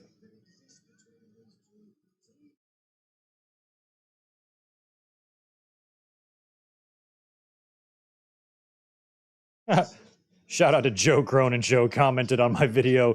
AEW's firing all the liberals, huh? I mean, if that's the way you choose to define it, but that's not the way I'm looking at this at all. I'm not looking at this from a cancel culture, what's it called that they all get pissed about, social SJW and all that shit that everybody is so fucking butthurt about all the time. I don't think like that. I think it was a matter of one guy, regardless of his political views, which I do agree with, Punk's political views. But that doesn't mean he's not a fucking pain in the ass. And what he did warranted a release. They can fire Jack Perry for all I'm concerned, too. I don't care. Why would I care? All right, Larry 2024 sign in there. I'd vote for Larry for mayor, maybe not president, though. If Larry wanted to be mayor of San Diego, he's got Greg's vote.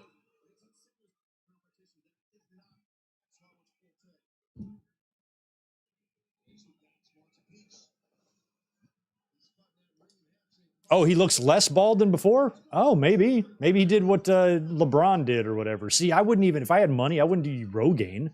I would get like hair restoration. One of my servers did it like 4 years ago. He has a full head of hair now. He spent like $20,000 on it. He had to miss like 2 months of work to heal from it and all that crap. We let him wear a hat his first couple days back.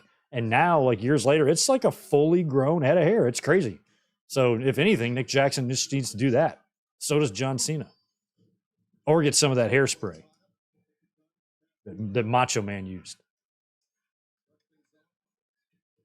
Curious what the backstage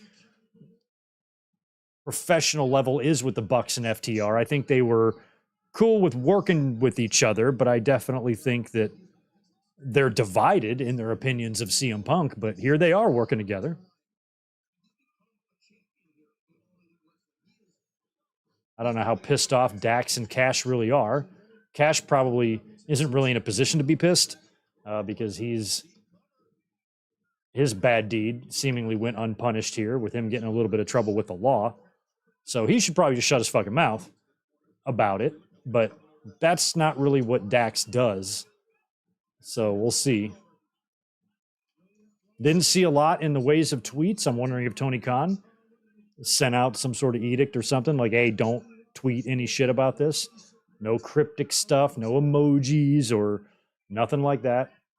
Didn't stop Grayson Waller from tweeting out a picture of him icing his jaw with a Pepsi. Wow. Look at how good the guns are getting.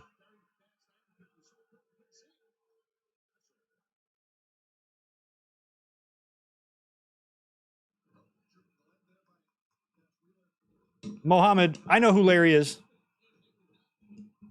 Why do you think I said I'd vote for him for mayor?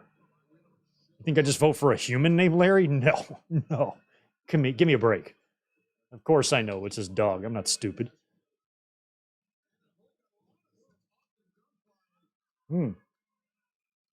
Cash with the karate stance there.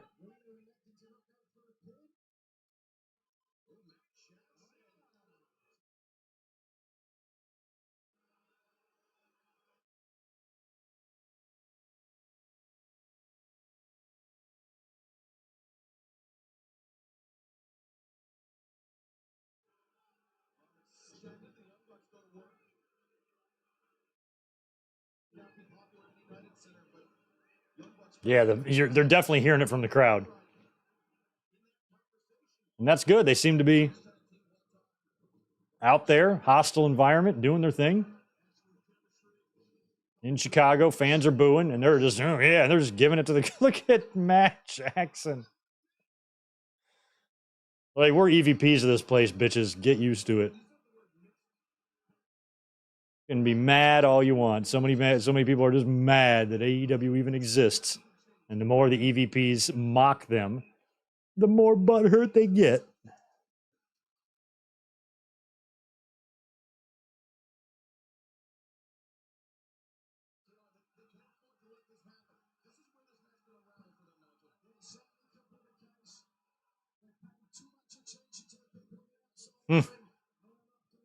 The Bucks are really, especially Matt, not so much Nick, but Matt's really playing up to the crowd a lot. No hard feelings. What? That you didn't know I knew Larry was CM Punk's dog? No, I think I can get over that one, Muhammad. I'm not going to hold a grudge against you for that.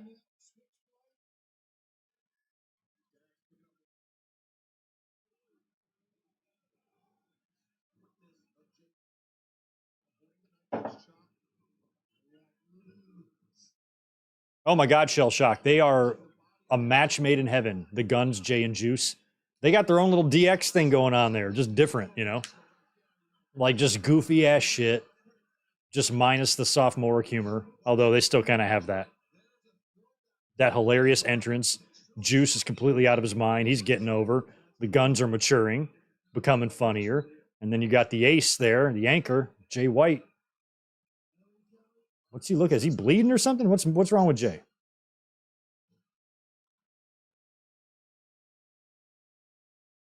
Here comes Pamela Anderson.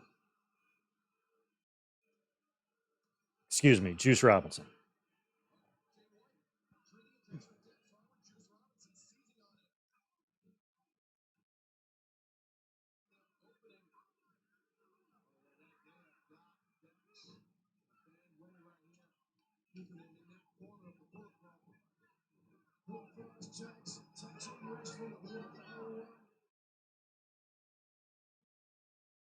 Yeah, having wrestlers as EVPs doesn't really bother me that much. They're going to stick around in the company after the fact. It's no worse than what used to go on in the territory days.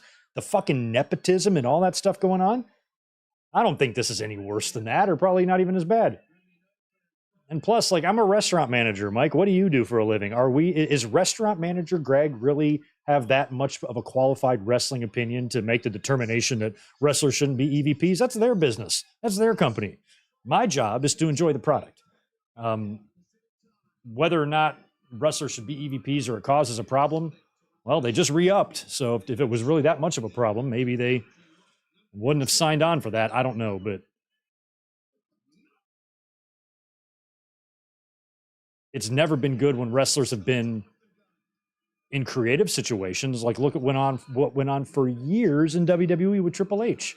You know, so it's really no different than that, and it's probably something that's always going to exist. But the Bucks being EVPs, what kind of problems has it really caused? They haven't used that power to stay on top of the wrestling business and have a reign of terror. They've lost a shitload of matches. They've been pinned plenty of times.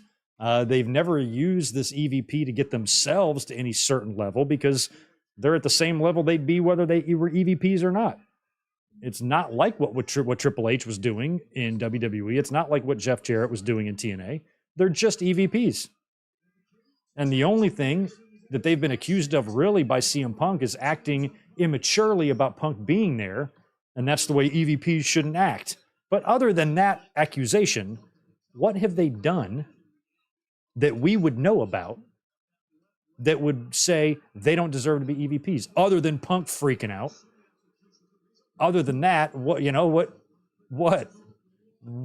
are they harming anything? I don't even see how that it's a factor at all. Oh, if they were heading up creative with Tony Khan and they were booking themselves to win every damn week and they've been holding on to the AEW titles for 2.5 years, tag team titles, then yeah, maybe there's a problem. But anything that happens backstage is stuff that we honestly just don't really know about. So don't think Restaurant Greg is the person to determine whether or not wrestlers should have jobs. Uh-oh, here we go. Face off. All eight men. A line is drawn.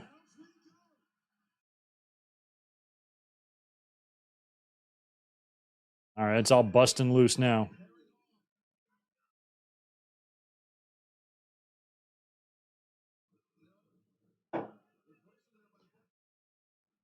Oh, wow.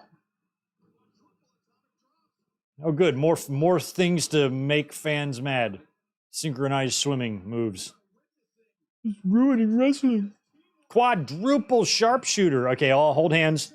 Do the hold hand thing. Yep, there you go. Everybody hold hands. Say grace. That's a lot of sharpshooters. Taz, a man of simple thoughts and simple words.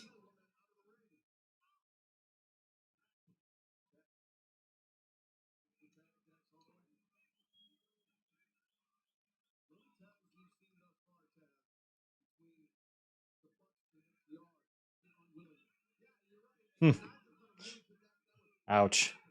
Slingshot into the post. Yeah, see, Mike, we're just a couple of jabronis. You making the food, I'm serving it. Who the fuck are we?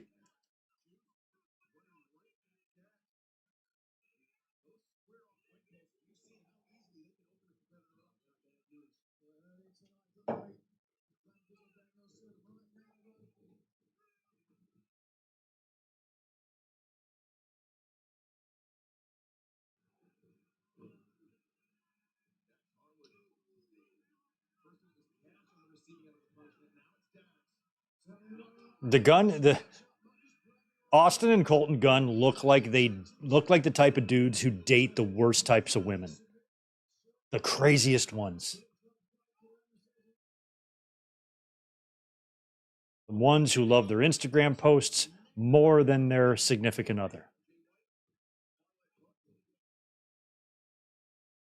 Unless they've both been happily married for the last 10 years and have a whole family, and I'm completely stupid.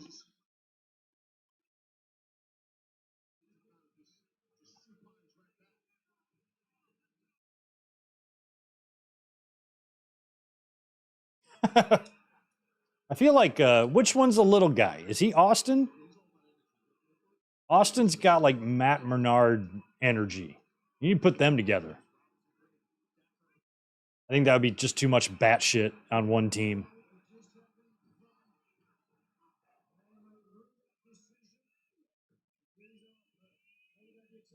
Cody Doc was good. Yo, when does the Kurt Angle one come out? Is that now? Is that out now? I'll wait until Elizabeth is home tomorrow. We'll catch that tomorrow night. But I think the Angle doc either came out last night or tonight, one or the other. So that's on Peacock, I think.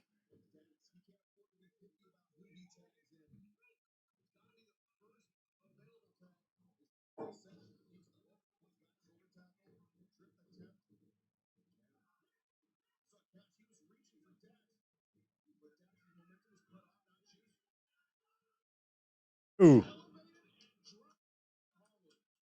I personally believe that if Cody wins the championship at WrestleMania 40, he's WWE for life. That's my opinion. I feel like he won't leave. I feel like that will be WWE's way of making him the next babyface. He's gonna do what John Cena did. He's gonna have that role, I think. And that's going to be a guy that they're not going to want to lose, and they're going to want to lock him up and re-sign him. And it would have to be something that he would want to personally do for his own career and legacy. But I think at this point, in order to be immortalized as a true icon and legend, I think he should just stay right where he is, to be honest. But if he did come back to AEW, I'd mark out. I'd love it. I just think that if I'm Cody, and I'm seeing, because like at this point, what would even make Cody consider leaving WWE based on how he's been treated since he came in? He was made an instant star right from the word go, and he's been treated very, very well. He's been given keys to the kingdom, as he calls it. He's trusted. He's cheered. Cody would have to like have a significant drop in popularity or something like that, to where fans turned on him or something, and WWE just couldn't figure a way out of it. And Cody felt it would be best to leave or something, maybe in that scenario, but otherwise, I think WWE is happy to have Dusty's son there doing so well, creating a legacy, and probably going to wind up winning that title that his dad never did. All right, we got the heels in firm control here. Dax is isolated. Cash, I don't even see. He's on the outside of the ring. Bucks are agitated on the outside.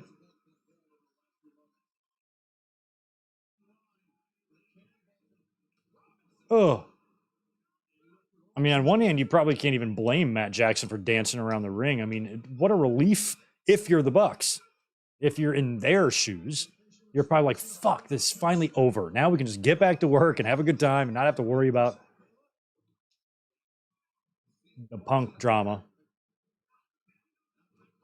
Probably was a very good feeling for those who wanted him out, for him to be gone. Big Nick Jackson hot tag fans not loving it. Wow. Oh, wow.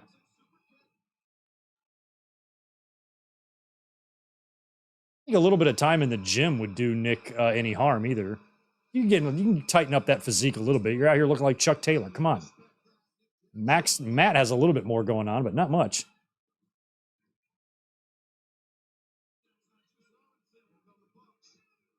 Oh, wow.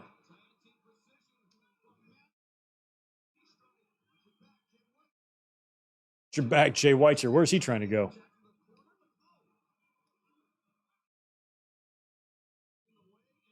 Oh, drop nice stuff here, like a bushwhacker battering ram into a drop kick. Oh, they're taken out. I mean, Gunn, look at this kid. He's a great seller. Look at the way whatever one, the little ass boy, the way he was selling that. Those super kicks was great.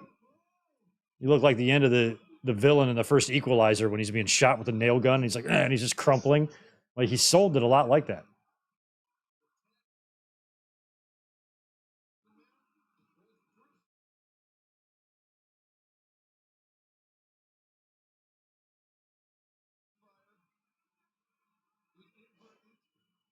Oh, wow.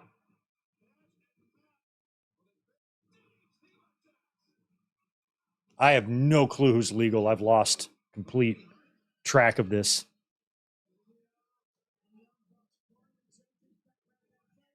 Oh, missed. Oh, it completely missed Juice on that moonsault.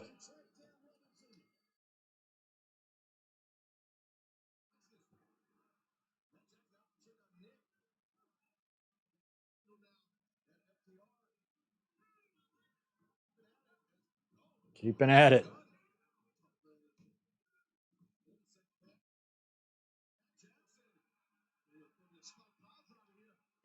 Spike, Dax, and Matt hooking up. Is that it? No.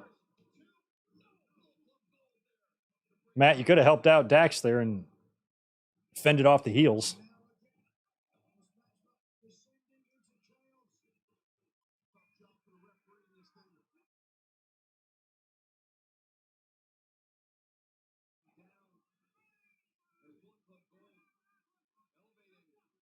Are we going to get a quadruple or triple superplex here? Don't land on each other. Oh, Juice goes down. So does Jay. Everybody went down. And all three are on the top rope. Oh, wow. Oh, wow. Get what's his face? Oh, no. Oh, no. They're going to do the superplex spot and they're all going to jump. Dax is going to superplex Colton or whatever. And then the other three guys are going to land on him. One.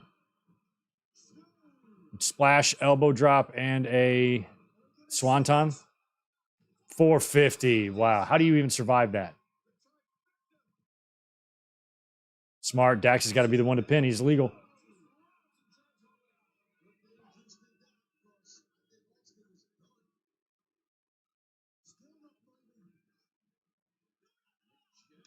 Oh, go to hell. Punts his face. Down goes Nick. Down goes Juice. Everybody's down. Oh. One of the guns in with a forearm on Cash. Matt to the top. Oh.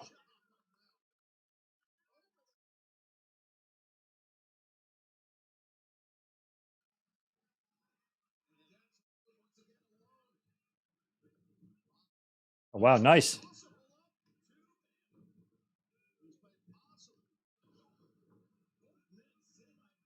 Huh. The little gun. He's great. He's really improved. He's a hell of a seller. Surprised no Jericho tonight? I'm not surprised. He had a big match at All In, a big one, heavily featured. Big marquee match on the card against Ospreay. Probably best if he took this off. Sounds like they're slowly building something with him and Sammy. I'm okay with him missing this one.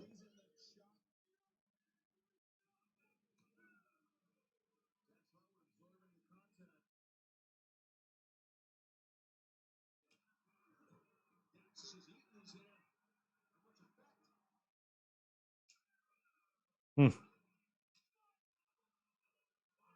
Dax and Jay trading blows.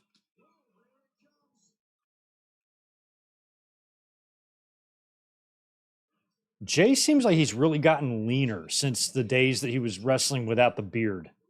He just seems leaner.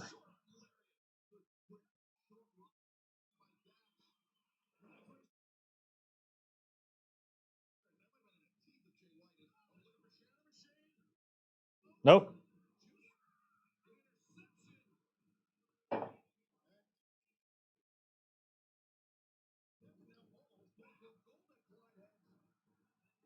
Wow. Shatter machine from Dax and Nick on that one. Wow. Nick is all over the place.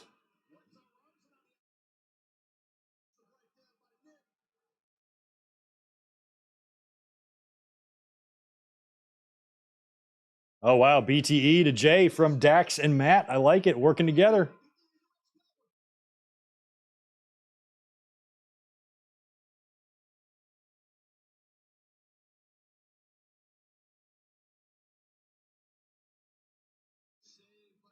I mean, the fact that the Bucks and FTR are even able to work together and agree to work together, I mean, it's definitely just got to be about something about CM Punk that the Elite just wanted nothing to do with.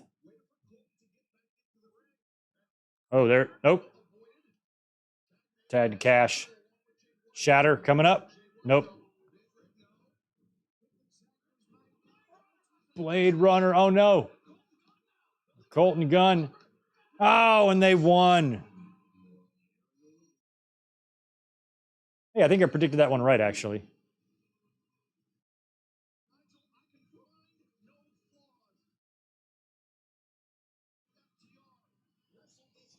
So Colton made the cover there. I think. Still don't know who's who. I think Austin's a little one.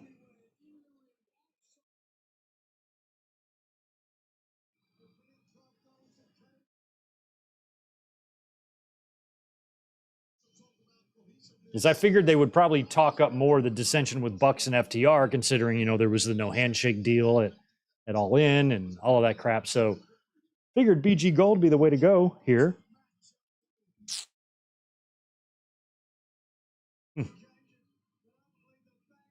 What a faction. I love them.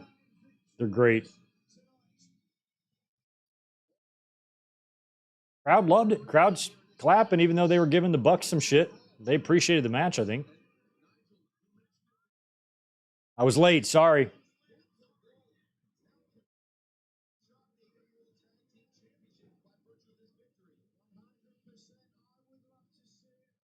Look at Dax. What the hell, man? What the hell? I was late, man. Sorry. Come on, let's go back here and drink some gay beer just to piss off the Bucks. Aussie Open and Sammy and Jericho this Wednesday.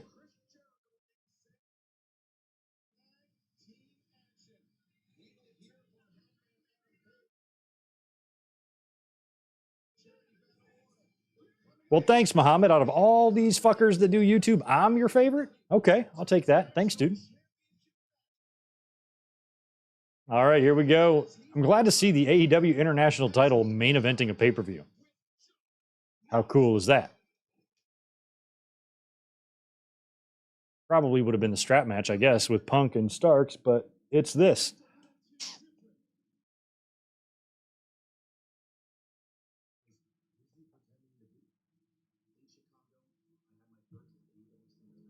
He's a cosplay wrestler. Who's he pretending to be? He's pretending to be Paul Rudd in Wet Hot American Summer.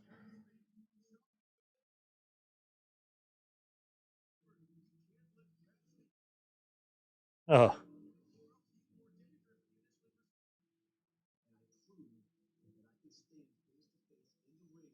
Yeah, this is a match. Me and Elizabeth, we kind of had, I think in my predictions, I did officially pick Moxley, right? She thinks it's going to be Cassidy. I think it's going to be Moxley. I feel like if Tony Khan wants to move on Cassidy to something else, getting the belt off of him might be a way to do that.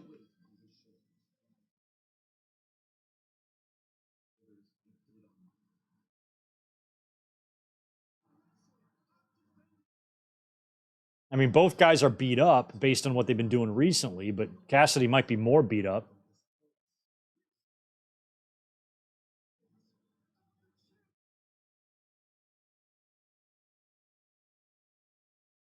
Because I'm Orange Cassidy and I don't have a catchphrase. Love that.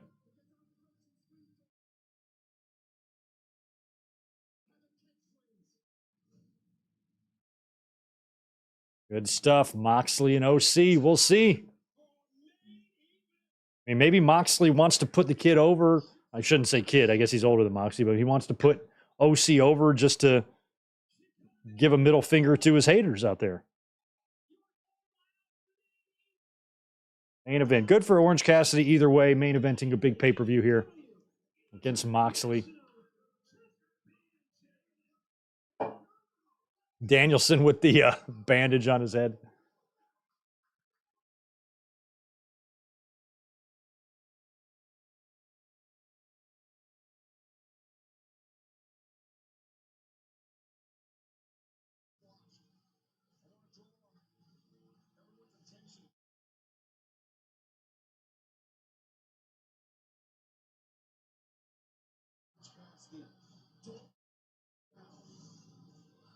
Don't let us down. It feels like even Moxley like kind of wants Cassidy to beat him.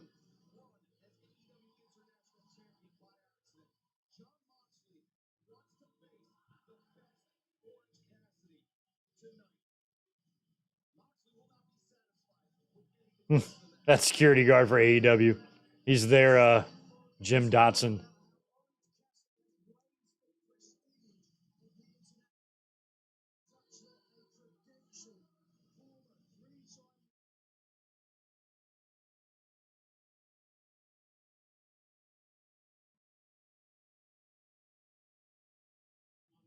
Well, before Brett got moved to the world title, he had to lose to Davey Boy, and there's been lots of other situations like that. So if Orange loses, we riot. I mean, this is the main event. I kind of feel like I'm going to be wrong. I kind of feel like Elizabeth is gonna have this right, but we will see.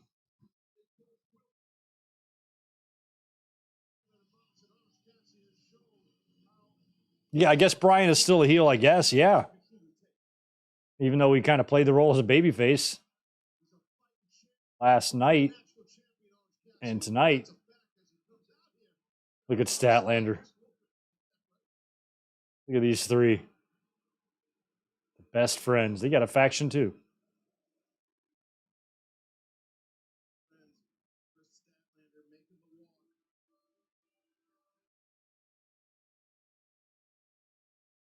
Orange Cassidy, main eventing the United Center.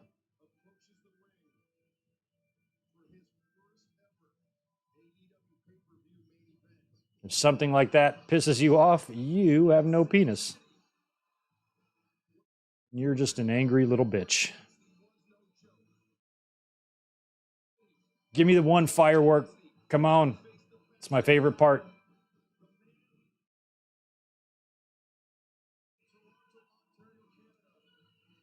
It's the funniest shit ever. All right, main event time. Jon Moxley challenging OC. Juliet, I'm not sure. I think this is OC's first pay-per-view main event. I don't recall him being in a different one, but he might have been.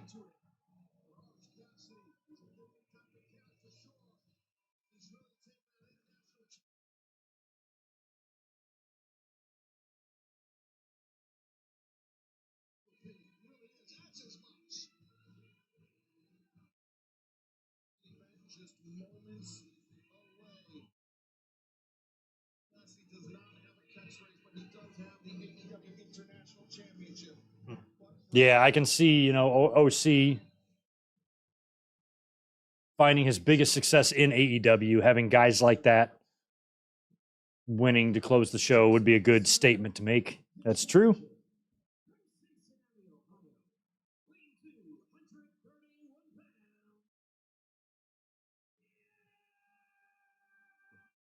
Jon Moxley, how's your head from the skewers? Like, what does that scar look like? Or what is that? It's probably still all crusted over and scabbed.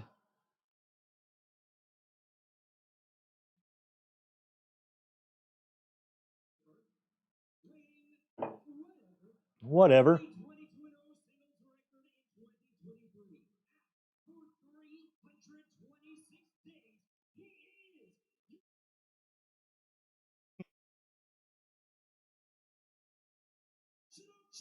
Feels like they might want him to go a year.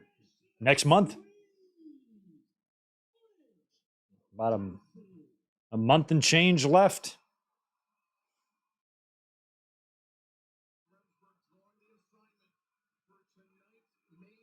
Oh, I like that. The spotlight's coming down like that. That's really cool.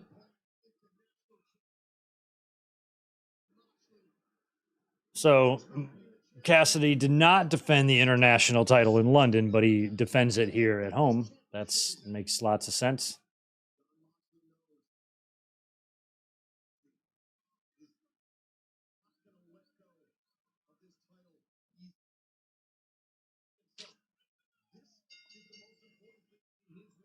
Yeah, Jack, 40,000 is the next target. We'll get there. Probably a few weeks off from that. I think in the month of August, we gained about 700 subs. So we're probably over a month away from that happening.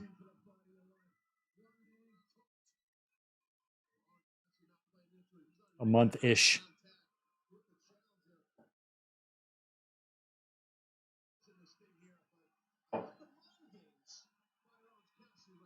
Yeah, he's just chilling, man.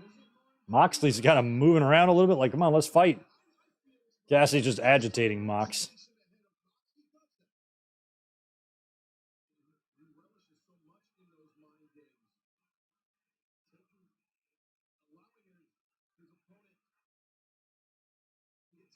Hmm.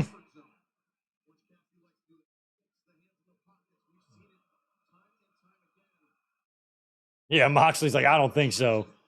You had to know that was going to happen, Cassidy.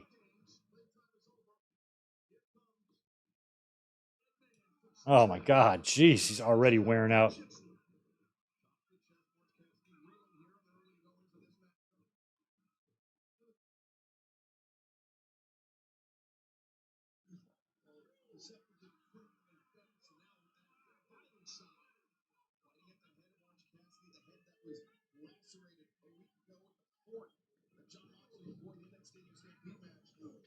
Yeah, I'm trying to look back at my predictions here. I think I missed 2 matches so far tonight. This might be the third one.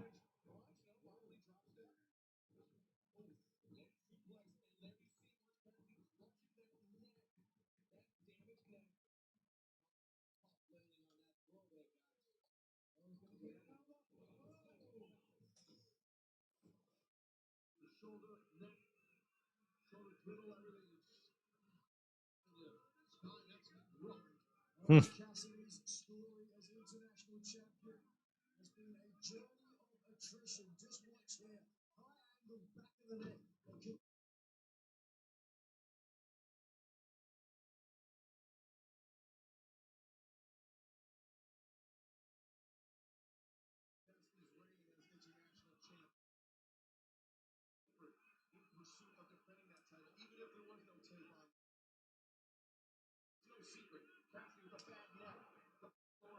Hmm. Oh, that did not even land, boy.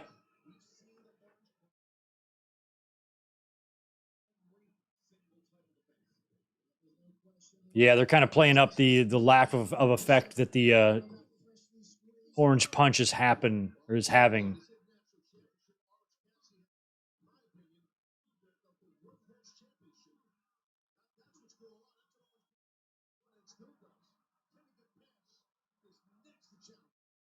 This nasty challenger.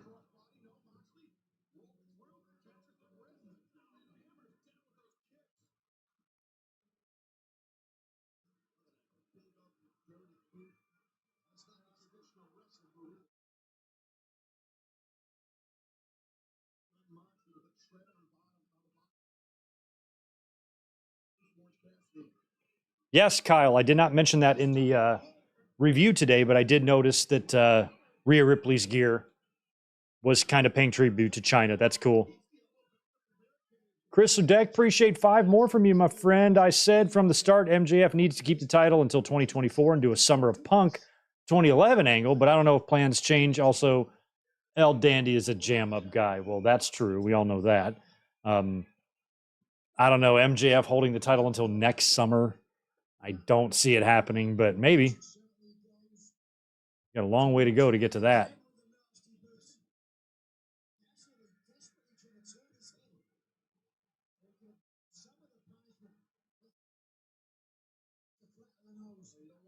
Doesn't want to get that boot on the flat of the nose. Oh, just dumped Cassidy out like a sack of trash. Taz just repeated me.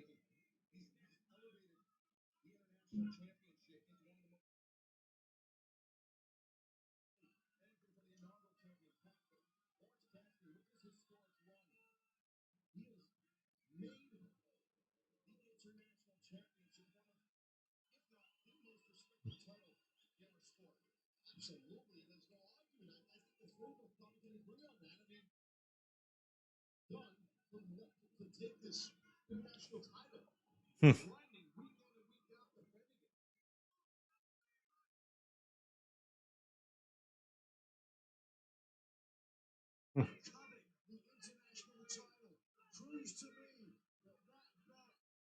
Oh, there we go. I was about to say they're taking an awful lot of time here with Moxley stalling, which usually indicates a blade job. And yep, Cassidy got himself good right there on the forehead. Ouch. Those square ring posts.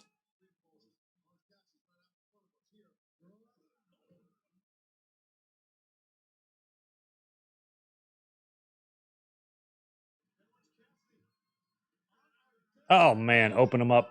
Open them up.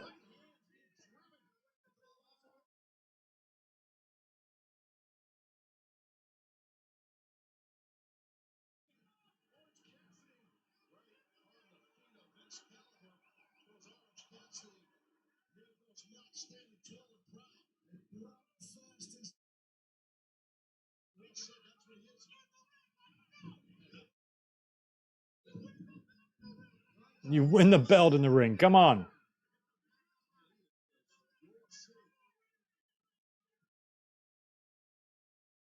Oh my God, he's got OC's blood all over his face from biting him. Jesus Christ. That's wicked.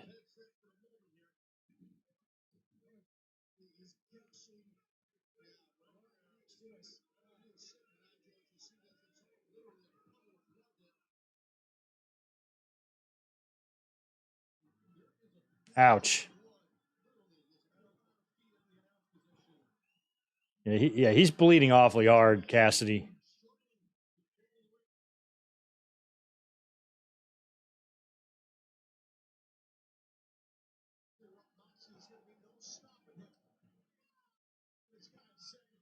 Sure, Renee's gonna love that. Hey, babe, you want a kiss? I just drank some dude's blood tonight. Oh yeah, that'll be nice. Thank you, honey.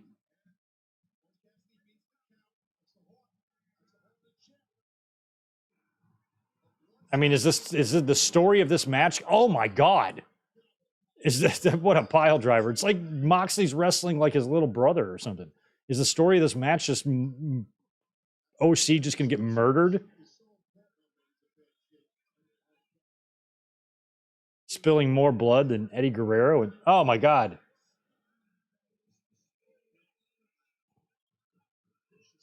Disgusting.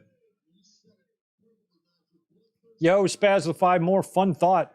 If we did what AEW did, WWE did what AEW did, excuse me, I can't talk. Roman and Cody would be NXT tag team champs right now. That's true.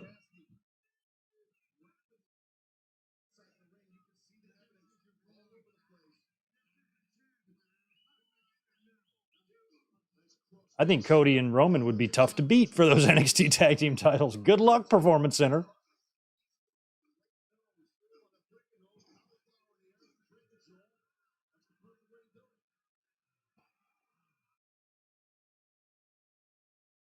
God damn, so much blood.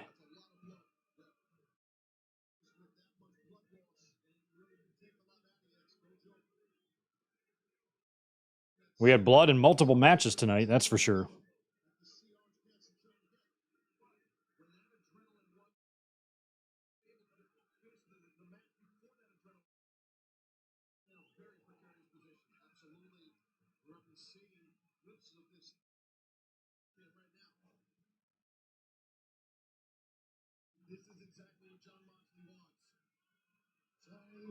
Pockets.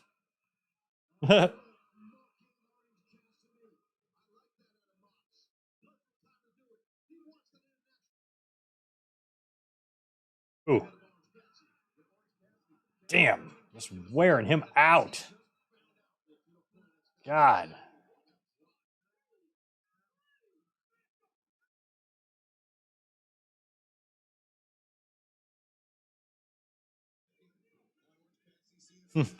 Mike, I honestly don't spend my time worrying about what Jim Cornette is thinking. I really don't give a shit what he's thinking. But I'm sure he has all sorts of problems with this because he lives in complete harmony and has total inner peace. And I'm sure he has no problem with this whatsoever. He's loving it. No, I'm sure he'll be a raving fucking lunatic on his podcast again, and then the uncreative dipshits who slurp his nonsense will whack off to it, as always. Oh my God. Just the other night we were watching this. Elizabeth goes, would that really hurt? Like, do wrestlers do that? I'm like, yeah, the fingernails, the Samoans, a lot of Samoans used to do that. Sika, Roman Reigns' dad, used to do that.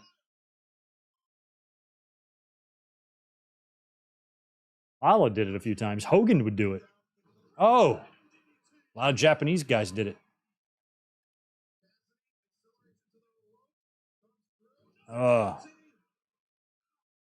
Oh, Cassidy with a nip up, but barely struggling. He's got one side of his face just covered in blood.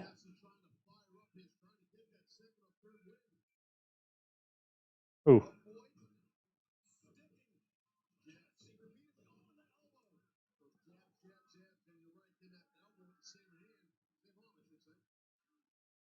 Wow.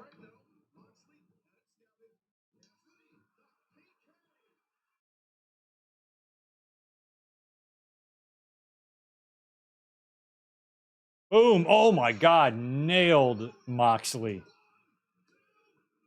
And a kick out by the Mox.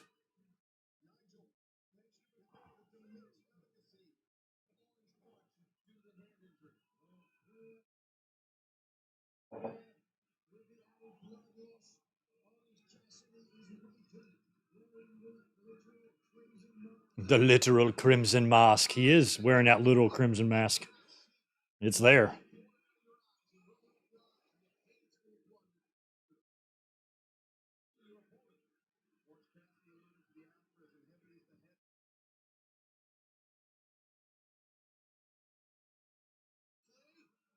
Oh no. Claudio's move. Neutralizer? No. Gotch pile driver. Holy shit. Oh, I was wondering why Cassidy repositioned there. Right before Moxley pinned him, or tried to pin him, Cassidy scooched over, and that was so he could be in position for the crucifix. Nope.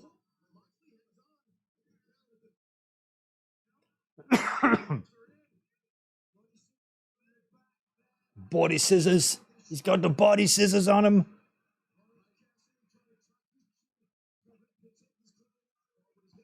I'm not really trusting that if Orange loses, we riot sign. I don't think there will be a riot tonight in Chicago. God, that aerial shot of the blood is just so gnarly. I mean, the tape and the shit on Orange Cassidy's hands is just soaked in blood. This is the blood, and this shit's all over his jeans and shoes and face, and skin. It's over Moxley's mouth.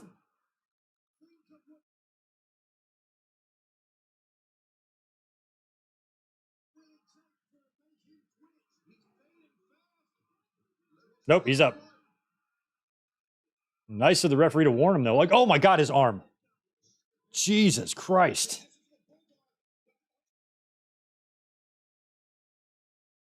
How to break it. Jesus, Orange Cassidy's just getting fucking murdered out here. I mean, I hope it's not going to be like we've seen way too many pins. I mean, a lot of Orange Cassidy's matches have been like this where he's getting killed and then he does win with a quick crucifix or a quick pin at the end. I kind of don't want that here. I don't want it to be a fluke win. I think it should be a statement win if he's going to beat Mox here.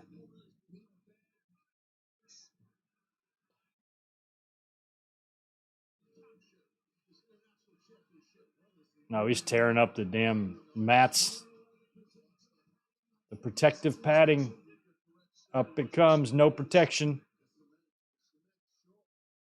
The cement. Or as they called it where I used to live in North Carolina, cement. First time I heard that, I laughed my ass off. I'm like, cement? What the fuck? Then I got used to it. Or vehicle. I'm like, vehicle. All right. Oh my God. Moxley's arm. It's a paradigm shifter brainbuster on the concrete. No. Pile driver. Come on, Orange Cassidy. Backdrop him. Or deadeye him. Oh, he beach broke him. Okay, that works too.